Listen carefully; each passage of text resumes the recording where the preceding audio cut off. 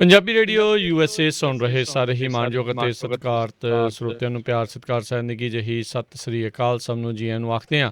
ਸੋ ਤੇ ਪ੍ਰੋਗਰਾਮ ਦੇ ਵਿੱਚ ਆਪ ਸਭ ਦਾ ਨਿੱਘਾ ਸਵਾਗਤ ਹੈ। ਪ੍ਰੋਗਰਾਮ ਲੈ ਕੇ ਹਾਜ਼ਰ ਹੋ ਚੁੱਕੇ ਹਾਂ ਜੀ ਆਪਾਂ ਇਸ ਮੌਕੇ ਅਪਡੇਟ ਅਮਰੀਕਾ। ਅੱਜ ਦੇ ਇਸ ਪ੍ਰੋਗਰਾਮ ਦੇ ਵਿੱਚ ਸ਼ਨੀਚਰਵਾਰ ਦੇ ਇਸ ਪ੍ਰੋਗਰਾਮ ਦੇ ਵਿੱਚ ਤੁਹਾਡੇ ਨਾਲ ਆਪਾਂ ਇਮੀਗ੍ਰੇਸ਼ਨ ਬਾਰੇ ਗੱਲਬਾਤ ਕਰਦੇ ਹਾਂ। ਅੱਜ 30 ਜਨਵਰੀ ਦਿਨ ਸ਼ਨੀਚਰਵਾਰ 'ਤੇ ਆਪਣੇ ਨਾਲ ਇਮੀਗ੍ਰੇਸ਼ਨ ਦੇ ਅਟਰਨੀ ਜੇ ਟਿੜਕੀਆਣਾ ਜਿਹੜੇ ਜੀ ਉਹ ਜੁੜ ਚੁੱਕੇ ਨੇ। ਅਟਰਨੀ ਜੇ ਟਿੜਕੀਆਣਾ ਜੀ, ਜੀ ਆਇਆਂ ਨੂੰ ਸਵਾਗਤ ਹੈ। ਸਤਿ ਸ੍ਰੀ ਅਕਾਲ। ਸਤਿ ਸ਼੍ਰੀ ਅਕਾਲ ਜੀ। ਅਤੇ ਬਿਲਕੁਲ ਸਰੋਤਿਓ, ਪ੍ਰੋਗਰਾਮ ਸ਼ੁਰੂ ਕਰਨ ਤੋਂ ਪਹਿਲਾਂ ਸਾਡੇ ਅੱਜ ਦੇ ਸਪੋਂਸਰਸ ਉਹਨਾਂ ਦਾ ਧੰਨਵਾਦ ਕਰਦੇ ਜਾਈਏ। ਖਾਲਸਾ ਇੰਸ਼ੋਰੈਂਸ ਏਜੰਸੀ ਵਾਲੇ, ਜਿਨ੍ਹਾਂ ਦੇ ਕੋਲੋਂ ਤੁਸੀਂ ਹਰ ਇੱਕ ਤਰੀਕੇ ਦੀ ਇੰਸ਼ੋਰੈਂਸ ਕਰਵਾ ਸਕਦੇ ਹੋ। ਇੰਸ਼ੋਰੈਂਸ ਬਾਰੇ ਪਤਾ ਕਰਨ ਲਈ ਕਾਲ ਕਰ ਸਕਦੇ ਹੋ ਨੰਬਰ 408-272-2500 ਦੇ ਉੱਤੇ 4082722500। ਨਾਲ ਹੀ Manjeet Singh, Narendra Kaur Kular, Nachhattar Sangha, Avtar Singh Manjal, Clovis, Amarjit Singh Stockton, Amarjit Singh Bains, Satnam Singh, Amarjit Singh Dosanjh Yuba City, Harvinder Singh Stockton, Paramjit Singh Deol, Harpreet Singh, Sucha Singh, Jaskaran Singh, Gurpartap Singh Fresno, Lakhbir Singh Samra Texas, Avtar Singh Rathore ਸਰਜਲ trucking Fresno, Gurmel Singh Balbir Bassi Sausalito, Harbans Kaur Sulakhan Singh ਤੋਂਗ Bakersfield, Buta Singh Hayer Yuba City, Antelope truck stop Burns Wyoming, Sucha Singh San Jose. ਇਹਨਾਂ ਸਾਰਿਆਂ ਦਾ ਬਹੁਤ ਬਹੁਤ ਧੰਨਵਾਦ। ਜੇਕਰ ਤੁਸੀਂ ਜਾਂ ਕੋਈ ਹੋਰ ਕਾਰੋਬਾਰ ਵੀ ਇਸ ਪ੍ਰੋਗਰਾਮ ਨੂੰ ਸਪਾਂਸਰ ਕਰਨਾ ਚਾਹੁੰਦੇ ਹੋ, ਸੰਪਰਕ ਕਰ ਸਕਦੇ ਹੋ ਨੰਬਰ 408-272-5200 ਦੇ ਉੱਤੇ ਜਾਂ 408-722-7698 ਦੇ ਉੱਤੇ। ਅਤੇ ਸਰੋਤਿਓ ਦੱਸ ਜਾਈਏ, ਇਹ ਆਪਣਾ ਹਫ਼ਤਾਵਾਰੀ ਪ੍ਰੋਗਰਾਮ ਹੁੰਦਾ ਆ, ਜਿਸ ਦੇ ਵਿੱਚ ਆਪਾਂ US ਦੇ ਵਿੱਚ ਇਮੀਗ੍ਰੇਸ਼ਨ ਨੂੰ ਲੈ ਕੇ ਕੀ ਕੁਛ ਚੱਲ ਰਿਹਾ ਹੁੰਦਾ ਹੈ ਉਸ ਦੇ ਬਾਰੇ ਆਪਾਂ ਜਾਣਕਾਰੀਆਂ ਸਾਂਝੀਆਂ ਕਰਦੇ ਹਾਂ।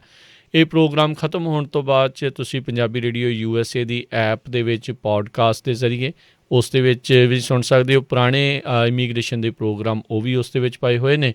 YouTube ਦੇ ਪੰਜਾਬੀ ਰੇਡੀਓ USA ਦੇ ਚੈਨਲ ਦੇ ਉੱਤੇ ਅਤੇ ਫੇਸਬੁੱਕ ਪੇਜ ਦੇ ਉੱਤੇ ਵੀ ਇਹ ਜਿਹੜੇ ਪ੍ਰੋਗਰਾਮ ਆ ਵੀਡੀਓ ਦੇ ਰੂਪ ਦੇ ਵਿੱਚ ਤੁਸੀਂ ਉਹਨਾਂ ਨੂੰ ਜਦੋਂ ਮਰਜ਼ੀ ਦੁਬਾਰਾ ਸੁਣ ਸਕਦੇ ਹੈਗੇ ਆ। ਅਤੇ ਪ੍ਰੋਗਰਾਮ ਦੇ ਪਹਿਲੇ ਹਿੱਸੇ ਦੇ ਵਿੱਚ ਆਪਾਂ ਜੋ ਇਮੀਗ੍ਰੇਸ਼ਨ ਦੇ ਵਿੱਚ ਲੇਟੈਸਟ ਅਪਡੇਟ ਚੱਲ ਰਹੀਆਂ ਹੁੰਦੀਆਂ ਆ ਉਸ ਦੇ ਬਾਰੇ ਚਰਚਾ ਕਰਦੇ ਹਾਂ। ਅਤੇ ਫਿਰ ਉਸ ਤੋਂ ਬਾਅਦ ਦੇ ਵਿੱਚ ਤੁਹਾਡੀਆਂ ਜਿਹੜੀਆਂ ਕਾਲਸ ਆ ਉਹ ਆਪਾਂ ਲੈਂਦੇ ਹਾਂ। ਅਤੇ ਉਦੋਂ ਕਾਲ ਕਰਨ ਦੇ ਲਈ ਨੰਬਰ ਰਹੇਗਾ 408-272-5200 ਦੇ ਉੱਤੇ। ਅਟਰਨੀ ਜੇ ਟਿੜਕੀਆਣਾ ਜੀ, ਆਪਾਂ ਅੱਜ ਦੀ ਗੱਲਬਾਤ ਸ਼ੁਰੂ ਕਰਦੇ ਜਾਈਏ ਤਾਂ USCIS ਦੇ ਨਾਲ ਜੁੜੀ ਹੋਈ ਪਹਿਲੀ ਗੱਲ ਹੈਗੀ ਆ। ਉਹਨਾਂ ਨੇ ਕਹਿੰਦੇ ਆ ਵੀ ਵਾਪਸ ਇੱਕ ਹਿਸਾਬ ਦੇ ਨਾਲ ਰਿਪਲਾਈ ਕਰਨ ਦੇ ਲਈ ਫਲੈਕਸੀਬਿਲਿਟੀ ਆ ਉਹ ਹੁਣ ਉਸ ਨੂੰ ਵਧਾਇਆ ਹੈਗਾ ਆ ਏਜੰਸੀ ਰਿਕੁਐਸਟ ਨੂੰ ਲੈ ਕੇ। ਸੋ ਜ਼ਰੂਰ ਦੱਸੋ ਵੀ ਇਸ ਦੇ ਪਿੱਛੇ ਕੀ ਮਸਲਾ ਹੈਗਾ। ਜੀ, ਜਿੱਦਾਂ ਆਪਾਂ ਪਿਛਲੇ ਸਾਲ ਤੋਂ ਅਨਾਊਂਸ ਕਰ ਰਹੇ ਹਾਂ, ਮਾਰਚ 1, 2020 ਤੋਂ ਉਹਨਾਂ ਨੇ ਫਲੈਕਸੀਬਿਲਿਟੀ ਦਿੱਤੀ ਸੀਗੀ ਕਿ ਜਦੋਂ ਤੁਹਾਡੀ ਕੋਈ ਡੈਡਲਾਈਨ ਹੈ ਰਿਕੁਐਸਟ ਫॉर ਐਵੀਡੈਂਸ, ਜਿਹਨੂੰ ਕਹਿੰਦੇ ਆਪਾਂ request for further evidence RFE, ਜੀ ਜਿਹੜੀ ਵੀ ਉਹਨਾਂ ਨੇ ਡੈਡਲਾਈਨ ਦਿੱਤੀ ਹੈ ਉਹਦੇ ਉੱਤੇ ਤੁਹਾਨੂੰ 60 ਦਿਨ ਹੋਰ ਮਿਲੇ ਜਾਣਗੇ ਉਹਨੂੰ ਆਨਸਰ ਕਰਨ ਲਈ, ਕੋਵਿਡ ਕਰਕੇ। ਅਤੇ ਫਿਰ ਟਾਈਮ ਟੂ ਟਾਈਮ ਉਹਨੂੰ ਵਧਾਉਂਦੇ ਰਹੇ ਅਤੇ ਹੁਣ ਜਿਹੜੀ ਉਹਨਾਂ ਦੀ ਡੇਟ ਉਹਨਾਂ ਨੇ ਦਿੱਤੀ ਹੈ ਉਹ ਦਿੱਤੀ ਹੈ ਮਾਰਚ 31, 2021 ਕਿ ਜੇ ਮਾਰਚ 31, 2021 ਦੇ ਵਿੱਚ ਕੋਈ ਰਿਕੁਐਸਟ ਫॉर ਐਵੀਡੈਂਸ ਇਸ਼ੂ ਹੁੰਦੀ ਹੈ ਅਤੇ ਉਹਦੀ ਡੈਡਲਾਈਨ 60 ਦਿਨ ਆਟੋਮੈਟਿਕਲੀ ਵਧਾ ਦਿੱਤੀ ਜਾਏਗੀ। ਅਤੇ ਮਤਲਬ ਤੁਹਾਨੂੰ ਥੋੜ੍ਹਾ ਜਿਹਾ ਹੋਰ ਟਾਈਮ ਹੈ ਉਹਨੂੰ ਆਨਸਰ ਕਰਨ ਲਈ। ਅਤੇ ਕਿਹੜੇ ਇਹਦੇ ਵਿੱਚ ਕਵਰ ਹੁੰਦੇ ਨੇ? ਰਿਕੁਐਸਟ ਫॉर ਐਵੀਡੈਂਸ ਹੋ ਗਿਆ, ਜਿਹੜੇ notice of intent to deny, notice of intent to revoke, notice of intent to rescind. ਅਤੇ ਇਹ ਸਾਰੀਆਂ ਜਿਹੜੀਆਂ ਰਿਪਲਾਈਜ਼ ਹੈ ਤੁਹਾਨੂੰ 60 ਦਿਨ ਔਨ ਟੋਪ ਆਫ ਜਿਹੜੀ ਡੈਡਲਾਈਨ ਹੈ ਉਹ ਮਿਲੂਗੀ ਜੀ। ਸੋ ਜਿਨ੍ਹਾਂ ਨੂੰ ਮਤਲਬ 31 ਮਾਰਚ 2021 ਦੇ ਵਿੱਚ ਜਿਨ੍ਹਾਂ ਨੂੰ ਰਿਕੁਐਸਟ ਮੰਗੀ ਜਾਣੀ ਆ ਉਹਨਾਂ ਨੂੰ ਆਟੋਮੈਟਿਕਲੀ 60 ਦਿਨ ਐਕਸਟਰਾ ਮਿਲਣੇ ਆ ਜੀ। ਜੀ ਸੋ ਬਿਲਕੁਲ। ਸੋ ਹੁਣ ਤੋਂ ਲੈ ਕੇ ਤਕਰੀਬਨ ਥੋੜ੍ਹੇ 1-2 ਮਹੀਨੇ ਹੀ ਜਿਹੜੇ ਹੋਰ ਹੈਗੇ ਉਸ ਦੇ ਵਿੱਚ ਜੇ ਉਹਨਾਂ ਨੂੰ ਮਿਲਦਾ ਆ ਕੋਈ ਇੱਦਾਂ ਦਾ ਨੋਟਿਸ ਆਉਂਦਾ ਹੈ ਤਾਂ ਉਹਨਾਂ ਨੂੰ 60 ਦਿਨ ਹੋਰ ਰਿਪਲਾਈ ਕਰਨ ਦੇ ਲਈ ਉਹ ਮਿਲ ਸਕਦੇ ਨੇ। ਸੋ ਇੰਨੀ ਜਿਹੜੀ ਫਲੈਕਸੀਬਿਲਿਟੀ ਉਹਨਾਂ ਨੇ ਜਿਹੜੀ ਦਿੱਤੀ ਆ। ਪਿਛਲੀ ਵਾਰੀ ਆਪਾਂ ਜਗਵੀਰ ਜੀ ਗੱਲ ਕੀਤੀ ਸੀਗੀ ਵੀ ਜਿਹੜੇ ਰਾਸ਼ਟਰਪਤੀ ਬਾਈਡਨ ਆ ਉਹ ਕਹਿੰਦੇ ਸੀ ਵੀ 100 ਦਿਨਾਂ ਦੇ ਲਈ ਆਪਾਂ ਡੈਪੂਟੇਸ਼ਨ ਦੇ ਉੱਤੇ ਪੌਜ਼ ਜਿਹੜੀ ਉਹ ਲਾਉਣ ਜਾ ਰਹੇ ਹਾਂ, ਕਿਸੇ ਨੂੰ ਵੀ ਡਿਪੋਰਟ ਜਿਹੜਾ ਉਹ ਨਹੀਂ ਕਰਾਂਗੇ। ਪਰ ਉਸ ਦੇ ਵਿੱਚ ਇਹਨਾਂ ਨੂੰ ਝਟਕਾ ਮਿਲਿਆ, ਜਿੱਦਾਂ ਪਿਛਲੇ ਦੀ ਜਿਹੜੇ ਟਰੰਪ ਪ੍ਰਸ਼ਾਸਨ ਨੂੰ ਜਿਹੜੇ ਕਈ ਅਦਾਲਤਾਂ ਨੇ ਝਟਕੇ ਉਹਨਾਂ ਦੀ ਪੋਲਿਸੀਜ਼ ਦੇ ਉੱਤੇ ਦਿੱਤੇ ਸੀਗੇ। ਜੱਜ ਇੱਕ ਜਿਹੜੇ ਆ ਉਹਨਾਂ ਨੇ ਇਸ 100 ਦਿਨ ਦੇ ਪੌਜ਼ ਦੇ ਉੱਤੇ ਬਲੋਕ ਲਾ ਦਿੱਤਾ ਹੈ। ਡੈਪੂਟੇਸ਼ਨ ਪਹਿਲੋਂ ਦੇ ਵਾਂਗੂ ਹੀ ਚੱਲਦੀ ਰਹੂਗੀ, ਇਹਦਾ ਮਤਲਬ? ਜੀ ਬਿਲਕੁਲ, ਸਿਸਟਮ ਹਮੇਸ਼ਾ ਸੇਮ ਤਰੀਕੇ ਨਾਲ ਚੱਲਦਾ ਹੈ। ਜੇ ਇੱਕ ਪਾਰਟੀ ਨੂੰ ਰੋਕਿਆ ਜਾ ਸਕਦਾ ਹੈ, ਦੂਜੀ ਪਾਰਟੀ ਨੂੰ ਵੀ ਰੋਕਿਆ ਜਾ ਸਕਦਾ ਹੈ।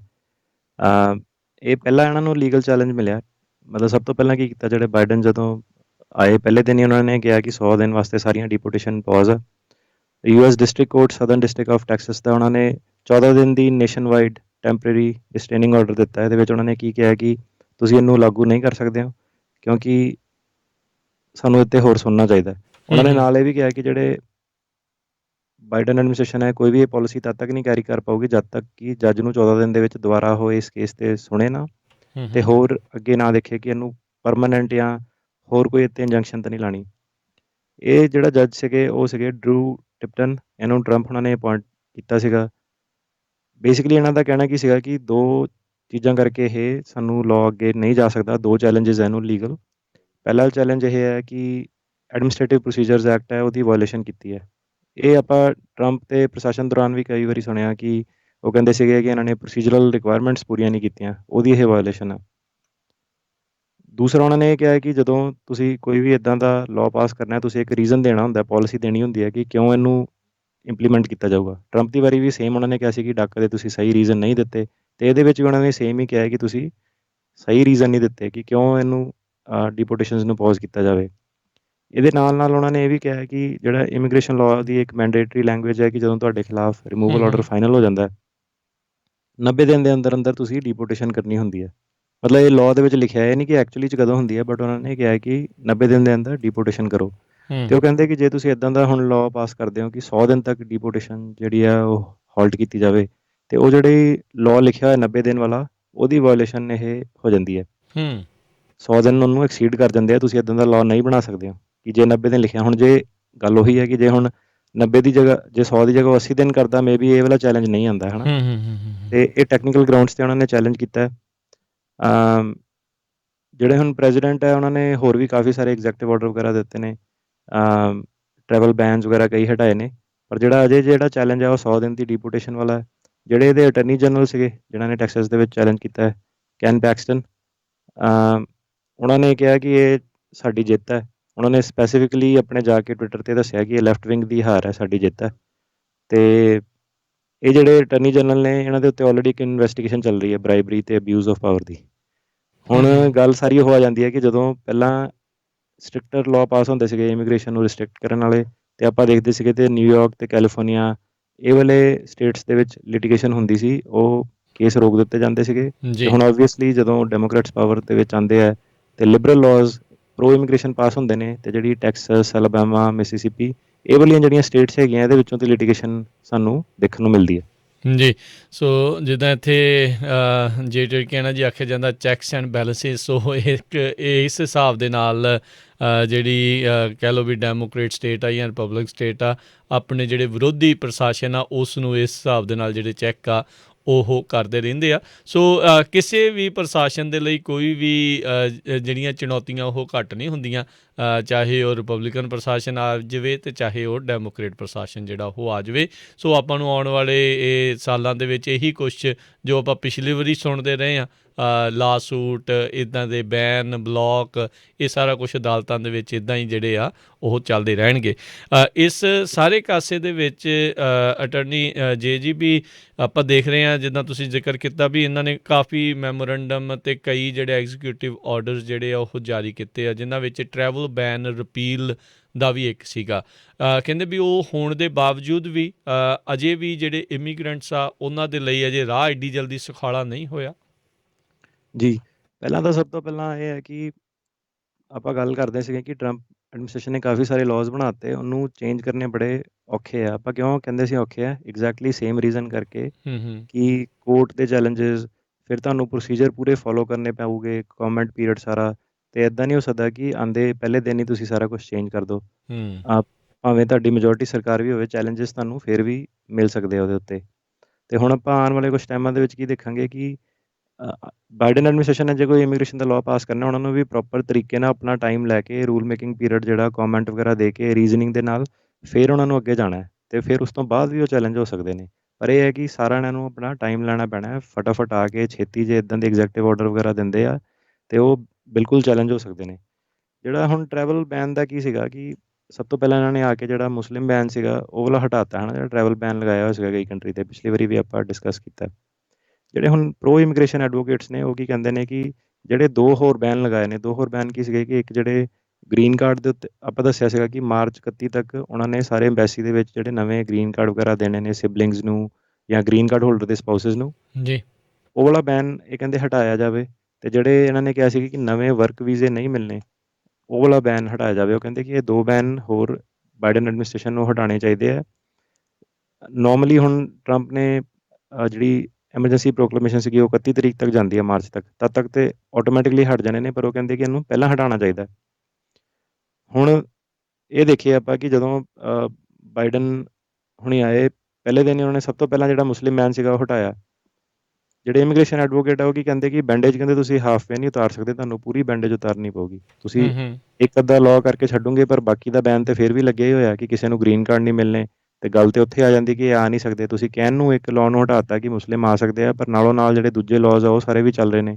ਕੋਵਿਡ ਦਾ ਇੱਕ ਜਿੱਦਾਂ ਸੀਗਾ ਕਿ ਕਈ ਕੰਟਰੀਜ਼ ਤੋਂ ਆ ਨਹੀਂ ਸਕਦੇ ਸੀਗੇ, ਉਹਨਾਂ ਨੂੰ 14 ਦਿਨ ਕਿਸੇ ਹੋਰ ਕੰਟਰੀ 'ਚ ਜਾ ਕੇ ਪਹਿਲਾਂ ਕੁਆਰੰਟਾਈਨ ਕਰਨਾ ਪੈਂਦਾ ਸੀਗਾ। ਗ੍ਰੀਨ ਕਾਰਡਸ ਨਹੀਂ ਮਿਲ ਸਕਦੇ ਸਿਬਲਿੰਗਸ ਨੂੰ, ਸਪਾਊਸਿਸ ਨੂੰ, ਵਰਕ ਵੀਜ਼ਾ ਨਹੀਂ ਮਿਲ ਸਕਦੇ। ਅਤੇ ਫਿਰ ਉਹ ਕਹਿੰਦੇ ਕਿ ਬਚਿਆ ਕੀ, ਤੁਹਾਡੇ ਮੁਸਲਿਮ ਬੈਨ 'ਤੇ ਹਟਾਉਣਾ ਹੁੰਦਾ, ਕੀ ਫ਼ਰਕ ਪੈਂਦਾ। ਜਿਹੜੇ ਬਾਈਡਨ ਐਡਮਿਨਿਸਟ੍ਰੇਸ਼ਨ ਹੈ ਉਹਨਾਂ ਨੇ ਡਿਫੈਂਡ ਕੀਤਾ। ਉਹ ਕਹਿੰਦੇ ਕਿ ਸਾਨੂੰ ਆਪਣੀਆਂ ਪ੍ਰਾਇਓਰਟੀਜ਼ ਦੇਖਣੀਆਂ ਪੈਣੀਆਂ। ਇਸ ਵੇਲੇ ਸਾਨੂੰ ਕਾਫੀ ਜ਼ਿਆਦਾ ਚੀਜ਼ਾਂ 'ਤੇ ਚੈਲੰਜ ਹੋ ਸਕਦਾ ਹੈ। ਸਾਨੂੰ ਇਹੀ ਸਹੀ ਲੱਗਿਆ ਕਿ ਸਭ ਤੋਂ ਪਹਿਲਾਂ ਮੁਸਲਿਮ ਬੈਨ ਨੂੰ ਹਟਾਓ, ਜਿਹਨੂੰ ਕਿ ਕੋਈ ਹੋਰ ਅਪੋਜ਼ ਨਹੀਂ ਕਰੂਗਾ। ਅਤੇ ਗੱਲ ਠੀਕ ਵੀ ਹੈ, ਜਦੋਂ ਦਾ ਇਹਨੇ ਹਟਾਇਆ ਉਹਨੂੰ ਨਹੀਂ ਟੈਕਸਸ ਨੇ ਜਾਂ ਕਿਸੇ ਨੇ ਚੈਲੰਜ ਕੀਤਾ। ਜਿਹੜੇ 100 ਦਿਨ ਵਾਲਾ ਡਿਪੋਰਟੇਸ਼ਨ ਸੀਗਾ ਉਹਨੂੰ ਚੈਲੰਜ ਕੀਤਾ। ਅਤੇ ਚੈਲੰਜ ਵੀ ਜੇ ਤੁਸੀਂ ਲੈ ਕੇ ਆਉਂਦੇ ਹੋ ਅੱਗੇ, ਤੁਹਾਡੇ ਜਾਇਜ਼ ਚੈਲੰਜ ਹੋਣੇ ਜੀ ਚਾਹੀਦੇ ਨੇ। ਅਤੇ ਮੁਸਲਿਮ ਬੈਨ ਵਾਲਾ ਜਿਹੜਾ ਸੀਗਾ ਉਹਦੇ ਖਿਲਾਫ ਆਈ ਥਿੰਕ ਇਹਨਾਂ ਦੇ ਕੋਲ ਕੋਈ ਗਰਾਊਂਡ ਨਹੀਂ ਹੈਗੀ ਕਿ ਉਹਨੂੰ ਇਹ ਚੈਲੰਜ ਕਰ ਸਕਣ। ਜੇ ਹੁੰਦੀ ਤਾਂ ਡੈਫੀਨੇਟਲੀ ਉਹਨਾਂ ਨੇ ਹੁਣ ਤੱਕ ਜਿਹੜਾ ਉਹ ਕਰ ਦੇਣਾ ਸੀਗਾ। ਸੋ ਇਸ ਤਰੀਕੇ ਦੇ ਨਾਲ ਜੋ ਇਸ ਟਾਈਮ ਸਥਿਤੀ ਜਿਹੜੀ ਆ ਇਹ ਚੱਲ ਰਹੀ ਆ। ਅਤੇ ਟਿੜਕੇਣਾ ਜੀ, ਗੱਲ ਕਰਦੇ ਜਾਈਏ, ਜਦੋਂ ਤੋਂ ਨਵਾਂ ਪ੍ਰਸ਼ਾਸਨ ਆਇਆ ਆ, ਅਸਾਈਲਮ ਨੂੰ ਲੈ ਕੇ ਗਤੀਵਿਧੀਆਂ ਜਿਹੜੀਆਂ ਆ ਕਾਫੀ ਜ਼ਿਆਦਾ ਵਧੀਆਂ ਨੇ। ਸੋ ਕੀ ਲੇਟੈਸਟ ਜਿਹੜੇ ਕੌਮੈਂਟ ਆ ਤੁਸੀਂ ਇਸ ਦੇ ਉੱਤੇ ਜਿਹੜਾ ਉਹ ਕਰਨਾ ਚਾਹੁੰਦੇ ਆ?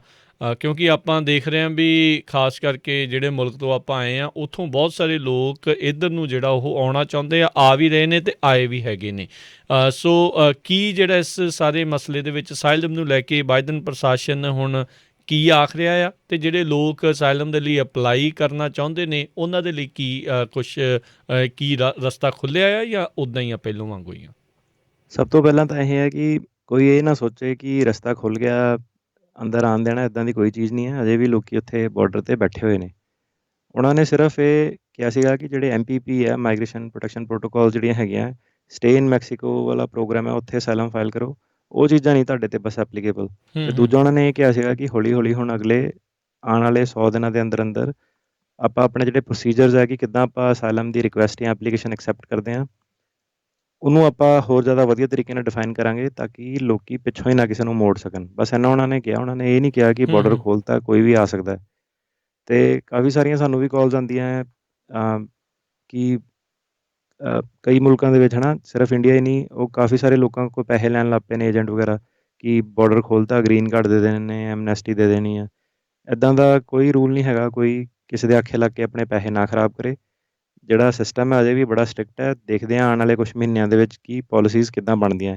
ਕੋਈ ਇੱਦਾਂ ਨਹੀਂ ਹੋਇਆ ਕਿ ਬਾਈਡਨ ਆ ਗਿਆ ਅਤੇ ਅੱਜ ਗੇਟ ਖੁੱਲ੍ਹ ਗਿਆ। ਦੂਜਾ ਮੇਨ ਜਿਹੜਾ ਇਸ ਟੌਪਿਕ 'ਤੇ ਮੈਂ ਇਹ ਕਹਿਣਾ ਚਾਹੁੰਦਾ ਕਿ ਕਈ ਚੀਜ਼ਾਂ ਆਪਾਂ ਡਿਸਕਸ ਨਹੀਂ ਕੀਤੀਆਂ, ਲੋਕਾਂ ਨੂੰ ਪਤਾ ਵੀ ਨਹੀਂ ਹੁੰਦੀਆਂ। ਮੋਸਟਲੀ ਹੈਗੀ ਟੈਰਰਿਸਟ ਬਾਰ, ਉਹਦੇ ਬਾਰੇ ਮੈਂ ਡਿਸਕਸ਼ਨ ਕਰਨਾ ਚਾਹੁੰਦਾ ਤਾਂ ਕਿ ਲੋਕਾਂ ਨੂੰ ਪਤਾ ਹੋਵੇ ਕਿ ਇੱਦਾਂ ਦੀ ਵੀ ਇੱਕ ਚੀਜ਼ ਹੈਗੀ ਹੈ। ਕੋਈ ਮੈਂ ਸਾਈਡ ਨਹੀਂ ਲਊਂਗਾ ਕਿ ਸਹੀ ਕੀ ਹੈ, ਗਲਤ ਕੀ ਹੈ। ਬਸ ਮੇਰਾ ਕੰਮ ਹੈ ਕਿ ਮੈਂ ਸਿਰਫ ਲਾਅ ਐਕਸਪਲੇਨ ਕਰਨਾ ਕਿ ਕੋਰਟ ਦੇ ਵਿੱਚ ਕੀ ਹੁੰਦਾ, ਕੀ ਤੁਹਾਡੇ ਨਾਲ ਹੋ ਸਕਦਾ ਹੈ, ਕੀ ਤੁਹਾਡੇ ਉੱਤੇ ਲੇਬਲ ਕੀਤਾ ਜਾ ਸਕਦਾ।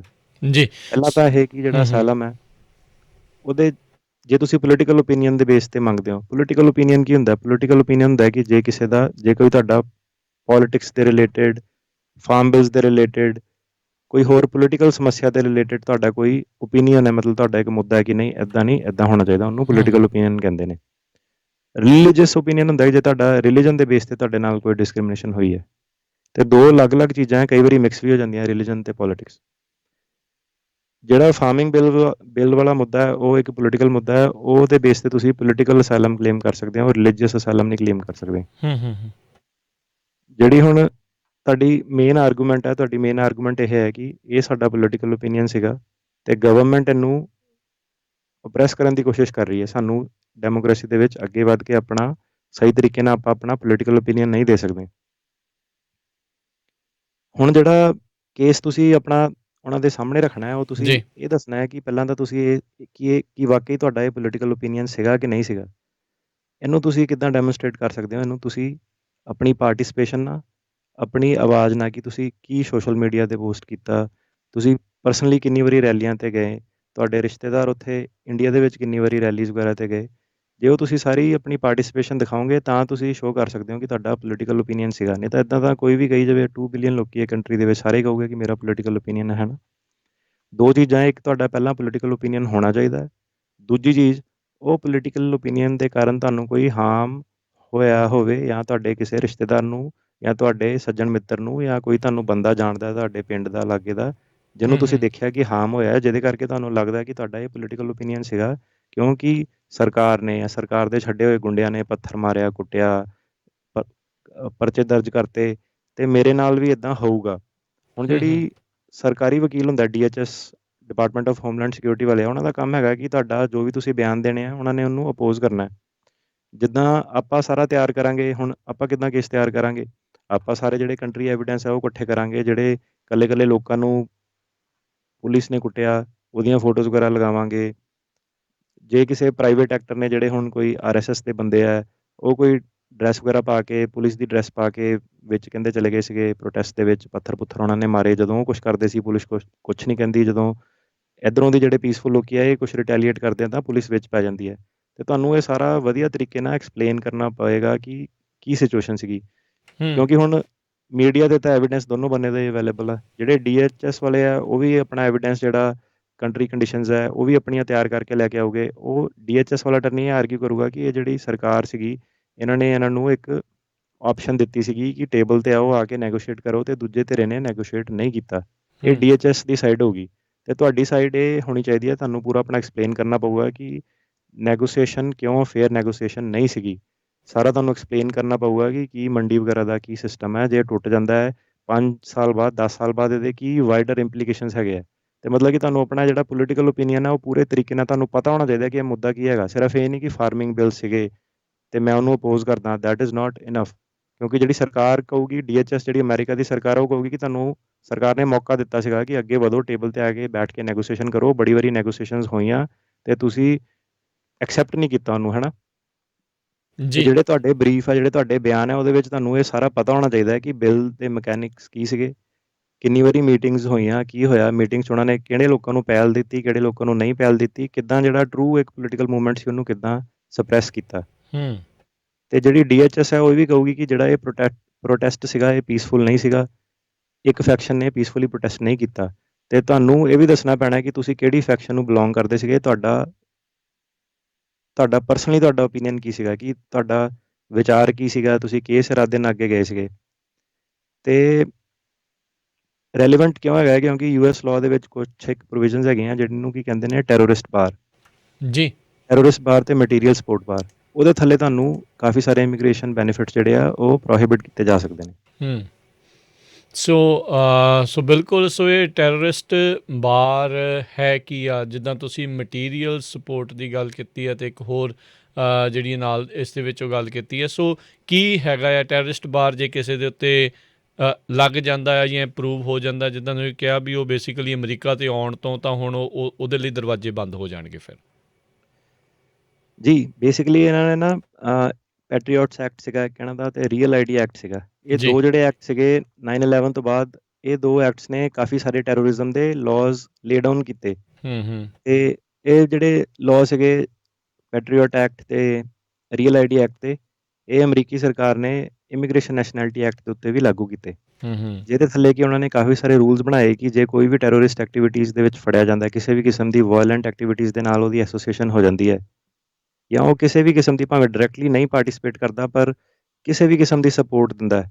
ਮੰਨ ਲਓ ਕੋਈ ਰਹਿਣ ਲਈ ਜ਼ਮੀਨ ਦਿੰਦਾ ਹੈ, ਕੋਈ ਖਾਣ ਪੀਣ ਨੂੰ ਪਾਣੀ ਦਿੰਦਾ ਹੈ, ਕੋਈ ਫਾਈਨੈਂਸ਼ੀਅਲ ਹੈਲਪ ਕਰਦਾ ਹੈ, ਆਪਣੇ ਘਰੇ ਸਟੇ ਕਰਾਉਂਦਾ ਹੈ, ਸੇਫ ਹਾਊਸ ਪ੍ਰੋਵਾਈਡ ਕਰਦਾ ਹੈ, ਟਰਾਂਸਪੋਰਟੇਸ਼ਨ ਕਰਦਾ ਹੈ, ਕੋਈ ਵੀ ਛੋਟੀ ਤੋਂ ਛੋਟੀ ਚੀਜ਼ ਪ੍ਰੋਵਾਈਡ ਕਰਦਾ ਹੈ ਇੱਕ Tier 3 ਆਰਗੇਨਾਈਜੇਸ਼ਨ ਨੂੰ। Tier 3 ਆਰਗੇਨਾਈਜੇਸ਼ਨ ਉਹ ਕਹਿੰਦੇ ਆ, ਉਹ ਹੁੰਦੀ ਹੈ ਕੋਈ ਵੀ 2 ਜਾਂ 2 ਤੋਂ ਵੱਧ ਬੰਦਿਆਂ ਦੀ, ਭਾਵੇਂ ਆਰਗੇਨਾਈਜ਼ ਭਾਵੇਂ ਅਨਆਰਗੇਨਾਈਜ਼ ਗਰੁੱਪ ਨੂੰ ਇਹ Tier 3 ਆਰਗੇਨਾਈਜੇਸ਼ਨ ਕਹਿੰਦੇ ਨੇ। ਓਕੇ। ਤੇ ਮਤਲਬ ਜੇ ਕੋਈ ਵੀ ਟੀਅਰ 3 ਆਰਗੇਨਾਈਜੇਸ਼ਨ ਕਿਸੇ ਵੀ ਵਾਇਲੈਂਟ ਐਕਟੀਵਿਟੀਜ਼ ਦੇ ਵਿੱਚ ਇੰਗੇਜ ਕਰਦੀ ਹੈ, ਅਗੇਨ 2 ਜਾਂ 2 ਤੋਂ ਵੱਧ ਬੰਦੇ, ਮਤਲਬ ਕਿ ਤੁਹਾਡਾ ਬਹੁਤ ਵੱਡਾ ਗਰੁੱਪ ਵੀ ਨਹੀਂ ਹੋਣਾ ਚਾਹੀਦਾ, ਭਾਵੇਂ 2 ਜਣਿਆਂ ਦੇ ਆਖੇ ਲੱਗ ਕੇ ਵੀ ਤੁਸੀਂ ਕੋਈ ਕੰਮ ਕੀਤਾ ਹੈ, ਕੋਈ ਵਾਇਲੈਂਟ ਐਕਟ ਹੈ, ਤੇ DHS ਉਹਨੂੰ ਇਹ ਕਰ ਸਕਦੀ ਹੈ ਕਿ ਇਹਦੇ ਉੱਤੇ ਟੈਰਰਿਸਟ ਜਾਂ ਮਟੀਰੀਅਲ ਸਪੋਰਟ ਦੀ ਬਾਰ ਹੈਗੀ ਹੈ।